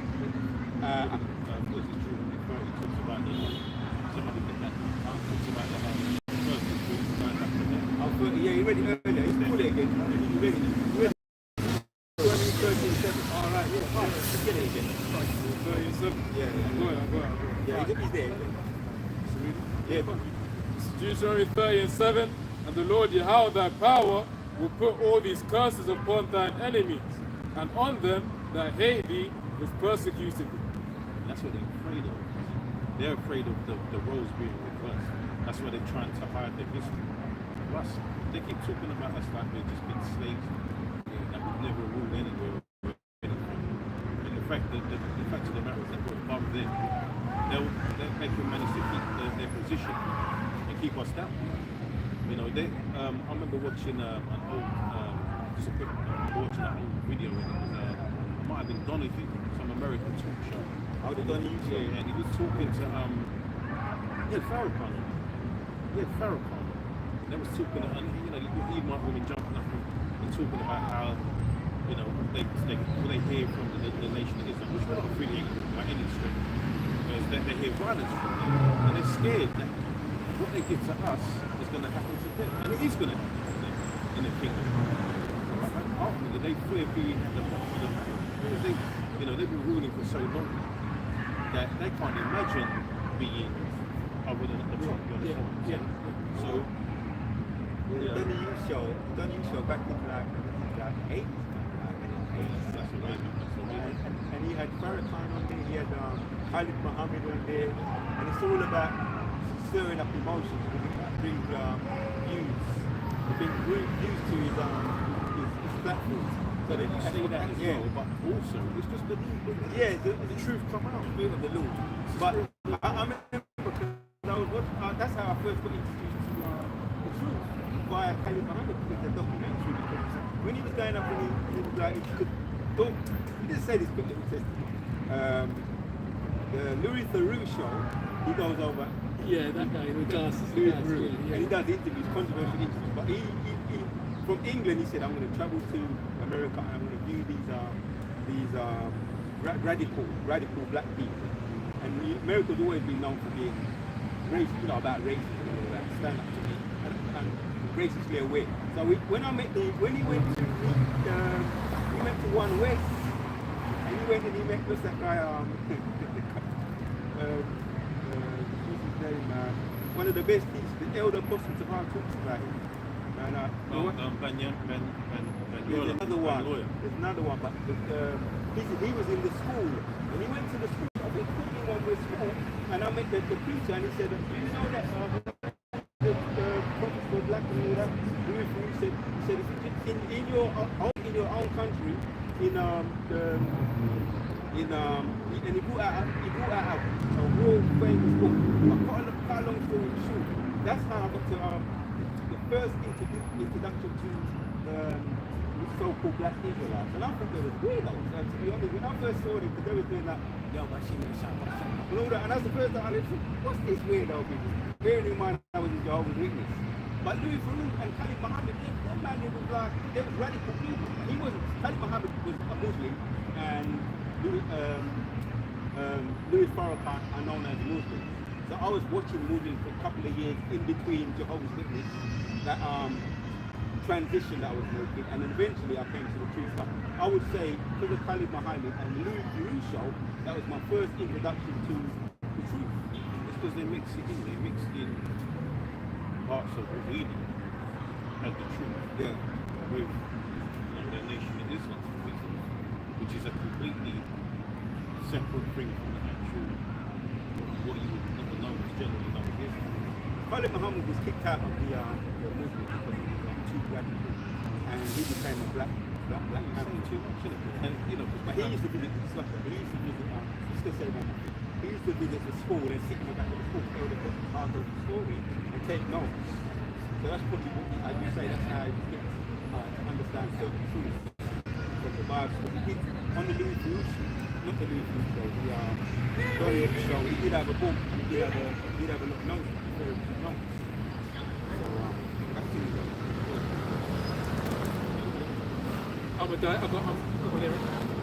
That's why back in what Brother Arya said, this is the book here that they want to try and keep avoid. Obadiah 1 verse 15. For the day of the Lord is near upon all the heathen, as thou hast done it, shall be done unto thee. Thy reward shall return upon thine own head. It's lucky, man. It just put back in my head. Priest Shire, the one known as being a good speaker and a joker, but he mixed it, and he was the one that potentially the brother would have said he probably took a bag and started to drive around in Rolls Royce. I know you probably heard about it. You haven't met him, sorry, but the name sounds familiar. And drive around in the Rolls Royce, and then he started to slip away, and then everything. When he was doing his eloquent speeches, there was more based on just him cracking. He was good, well known for being a good comedian, cracking a lot of jokes. But he had on the show. You can pull up certain things on YouTube, right? Louis Theroux meets the black Hebrew Israelite, or the Black Panther, or Khalid Muhammad. You see some clips about him, and you'd actually see him. Priest Shire, he had a jerry curl on, and he reminds me of. If you could just think in your mind, because he brought out the book. It's going to come to me. Henry VIII. And he mentioned about Henry VIII, the black man. It's like it just all come back to me just now. So back to you. So let me bring out this preacher, Ezekiel 35. I just read 34. So Ezekiel 35 now, and jump down to. You're going to have to do that some research. What's going to happen to their judgment or prophecy? Right? It says, Son of man, set thy face against Mount Seir and prophesy against it, and say unto it, Thus saith the Lord God, Behold, Mount Seir, I am against thee, and I will stretch out mine hand against thee, and I will make thee most desolate. Because they think that the Most High is actually like dealing with them. So that's why they think that they can't get touched. But the Lord's saying that he's against them. He basically set them up like what you said earlier, with a judgment. You know, the scripture says that the earth is given into the hands of the wicked. So they're wicked. The Lord ain't dealing with the wicked. Not like that anymore. Make thee most desolate, reading on, and I will lay thy city waste, and thou shalt be desolate, and thou shalt know that I am Yahweh. It's exactly something on Malachi.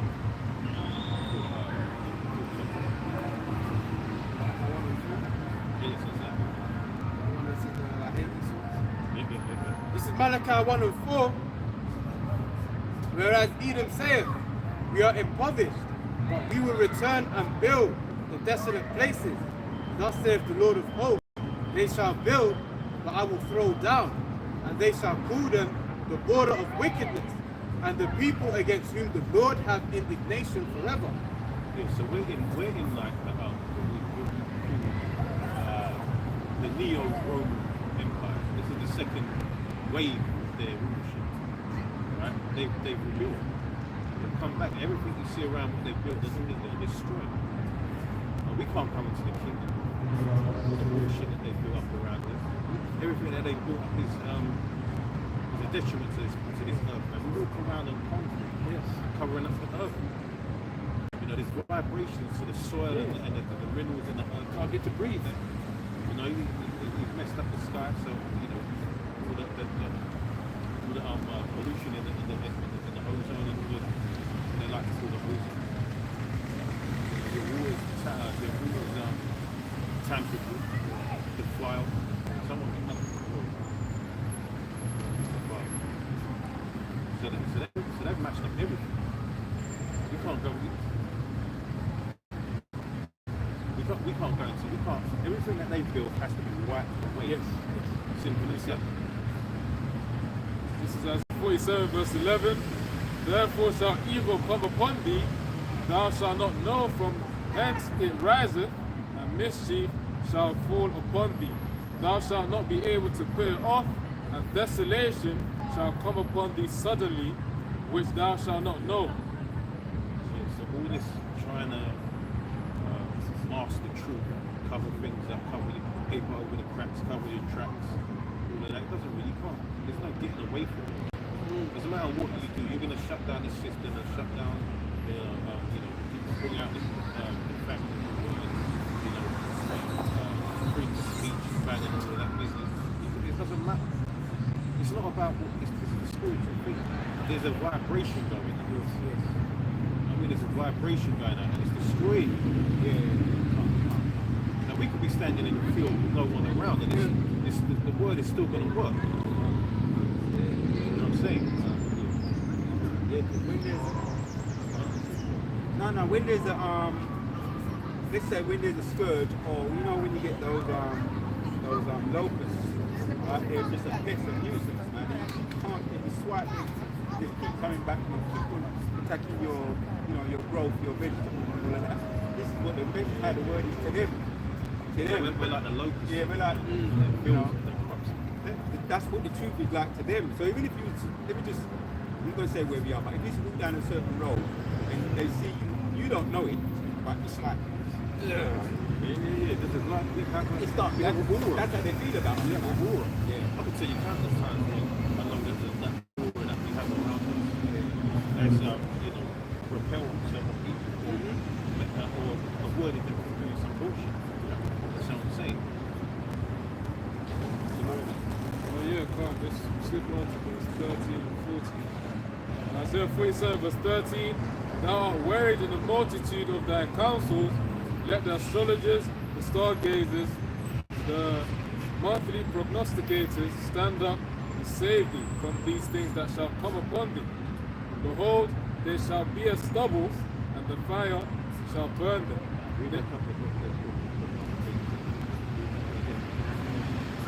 Isaiah 47 verse 13, thou art wearied in the multitude of thy counsels, let now the astrologers, the stargazers, the monthly prognosticators stand up and save thee from these things that shall come upon thee. The scripture says the counsel of the rich is there. So all their bullshit that they're you know, all the things that they're trying to seek out, all the people they're trying to you know, get the knowledge from, how are they gonna continue, you know, ruling in their wickedness, how they're gonna keep us down, how they're gonna you know, avoid what's coming, which is Their destruction, prophecy.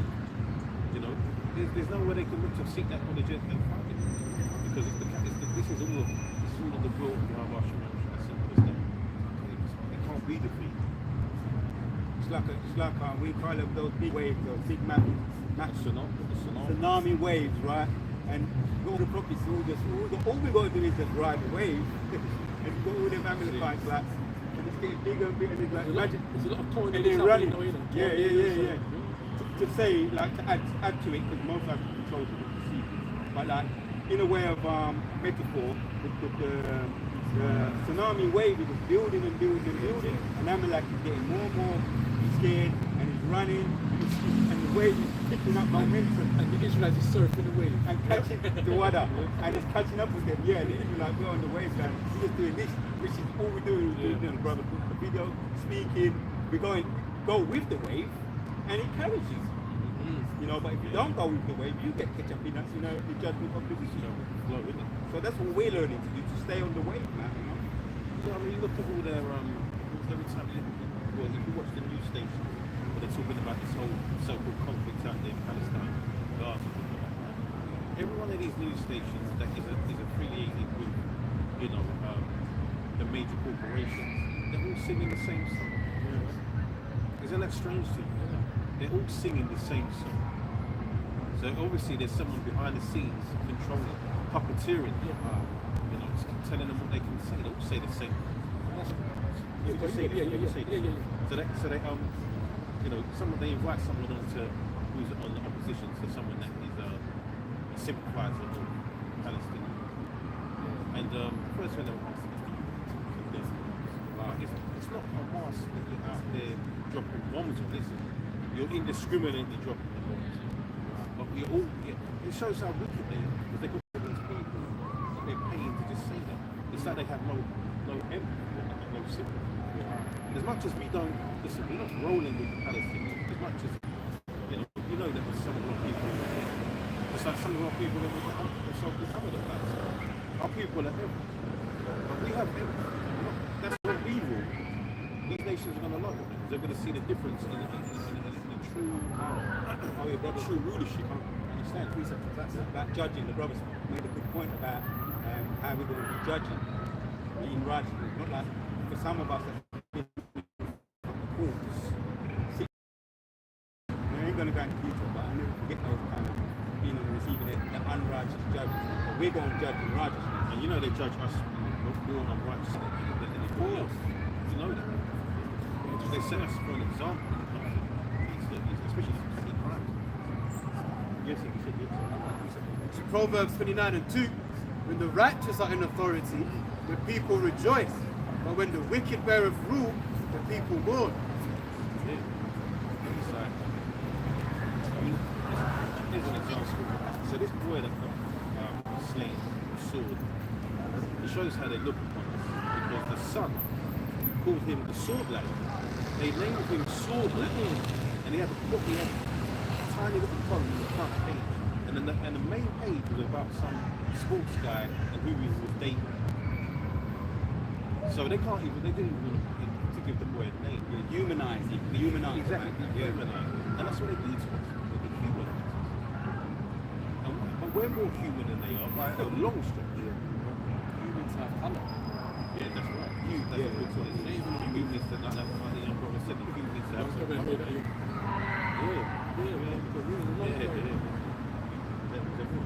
Oh, that's it.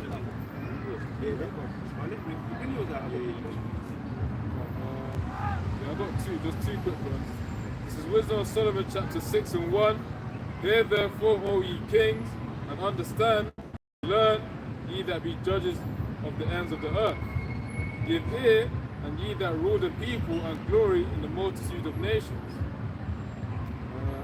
Verse 3. For power is given you of the Lord Yahweh, and severity from the highest. You shall try your works and search out your counsel. Wisdom of Solomon. Wisdom of Solomon chapter 6 and 3. For power is given you of the Lord Yahweh, and sovereignty from the highest.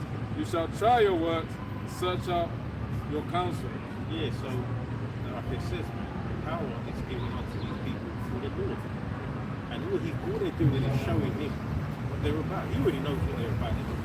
But when judgment time comes around, there's no excuse to it. There's no, you can't talk about what you've been doing in this thing. And these people, these Amalekites, they hide. They hide, you know what I'm saying? They take a step back and they push, you know, like, because they're the chief house, so they push the Edomites in the forefront. So everything gets blamed on the Edomites. They are involved, obviously, but we know who the chief house is. When they say the Benjamin say, throwing stone but hiding their hands. Yeah. That's what they're doing. And then paying the victim. They've been paying the victim since, you know, the 1940s. And here is you have places like the Republic of Congo, it's mash up every day. Now, not forgetting what King Leopold was in the third, did out there. You know, the multitude of people slain to gain their riches. No one talks about it. No one talks about it. We want some, let's get some precepts. Joel 2 verse 27. And ye shall know that I am in the midst of Israel, and that I am the Lord our power, and none else, and my people shall never be ashamed. And right now we are in shame. We're in a low state. But, you know, everyone's going to see, you know, when you read Wisdom of Solomon 5, you're going to see, when it's arranged, you're going to see who the real Israelites are. And, you know, so going into the kingdom and check this. The only ones that are going to have shame is those that did not believe. And that's not for everyone. You know? That's not for everyone. There's another scripture that goes into that.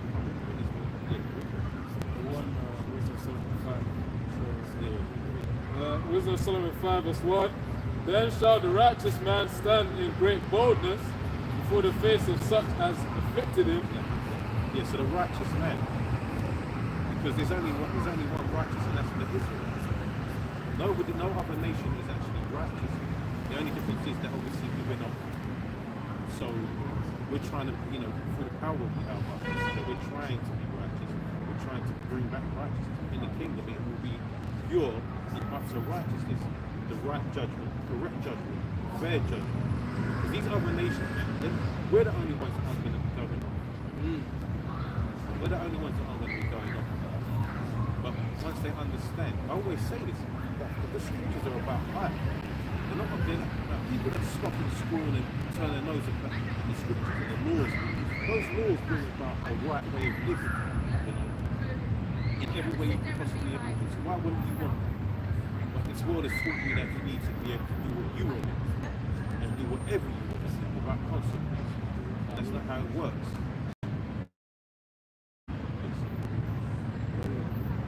Wisdom of Solomon 5 and 1 again. Then shall the righteous man stand in great boldness before the face of such as have afflicted him and made no account of his labors. When they see it, they shall be troubled with terrible fear and shall be amazed at the strangeness of his salvation, so far beyond all that they looked for. Yeah, because not only are they going to see who the real Israelites are, and who the real righteous are, but they're going to see the salvation coming from the chariots, from the angels. Yahweh Shai, obviously, can't believe about Yahweh Shai.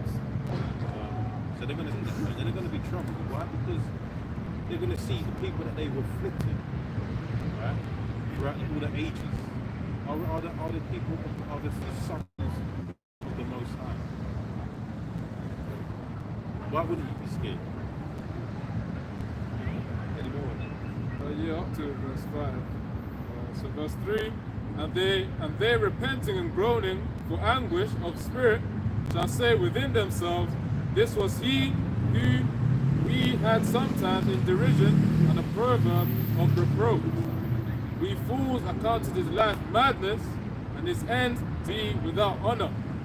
How is he numbered among the children of the Most High, and his lot is among the saints? He's numbered amongst. He's numbered because he's the meek. We're of the meek people, right? The meek children, not the haughty and the proud. The Lord is dealing with the Lord. That's how he shows his power, man. That's how he shows his power through the meek, through the small numbers. They had us once in the region, yeah? And they counted us as what came into my mind when we read that, they had us once in the region and they counted us as nothing, yeah? So many words, that, yeah, fine. So if you imagine like you actually delete someone, like a murderer, right? Two men commit murder, you delete them, right? You get the body, you bury it, you cover it over, and you clean it, you think you put away all the evidence. Next thing you know, you walk down the road, you see the guy, Everywhere you go, you turn the corner, you turn, he's there. And then next thing you know, one day you give your eye contact, you're looking at him. It's like, that's what it is. Yeah? We're everywhere. We're supposed to be, what's the word, man? They're not optional basically. Keep us in captivity. Delete us. Yeah. They have to listen. Just to make a point again, if you was to delete somebody, thinking that you've actually deleted them, get dig a ditch, put the body in it, cover it over, make sure everything's covered, you think that you've cleaned all the evidence, and then you walk down the road next day, you see the guy, and it's like everywhere you turn, you see him. You go into a restaurant, he's in there sitting down, and one day he actually looks at you and smiles. You say, oh, what? It's like, that's what's happening to them. Yeah. Trying to put the psychology, get into the psychology of them, why they're doing. So that's why they do what they do, because we are supposed to have been genocided. We're still here, we're still here, and we're still telling you what's like this. Let's get one more scripture. Let's go to Luke 21 verse, and it's going to end on a good note. Luke 21 verse 25. And there shall be signs in the sun, and in the moon, and in the stars, and upon the earth the stress of nations, with perplexity, the sea and the waves roaring, men's heart failing them, for fear, and for the looking after the things which are coming on the earth. This is prophecy. For the powers of heaven shall be shaken, and then shall they see the Son of Man, which is Yahushua Mashiach, in the cloud with power and great glory. That's even a better example of the genocide. You've got the monk, you've got the leader coming back, who they did try to delete him. And he coming back, what, with great power? Yeah. And he's not going to meet him as a man? And they also find him as well, so they change his appearance. That's an idea in the world, you know. And that's talking about those elites, man. Those are the kings of heaven. You know, because they're the ones that have to fear this the most, because they're the ones that are the most wicked. But yeah, that's what we're waiting for, man. The return of Yahushua, so he can just raise us up, put these devils in their place. We're sick of this shit. Yeah, you know what I mean? We're sick of this shit. We just want to live. Right. We want to live in righteousness, you know. And we want to live good. That's what's supposed to be. And then shall they see the Son of Man coming in the cloud with power and great glory. And when these things begin to come to pass, then look up and lift up your heads, for your redemption draweth nigh. What else is there to say? So that's it. Something to look forward to. So yeah, we're going to pose. As always, we're going to give the praises and glory to Yahweh, Hashem, Yahushua, Hashem, Rakakadash.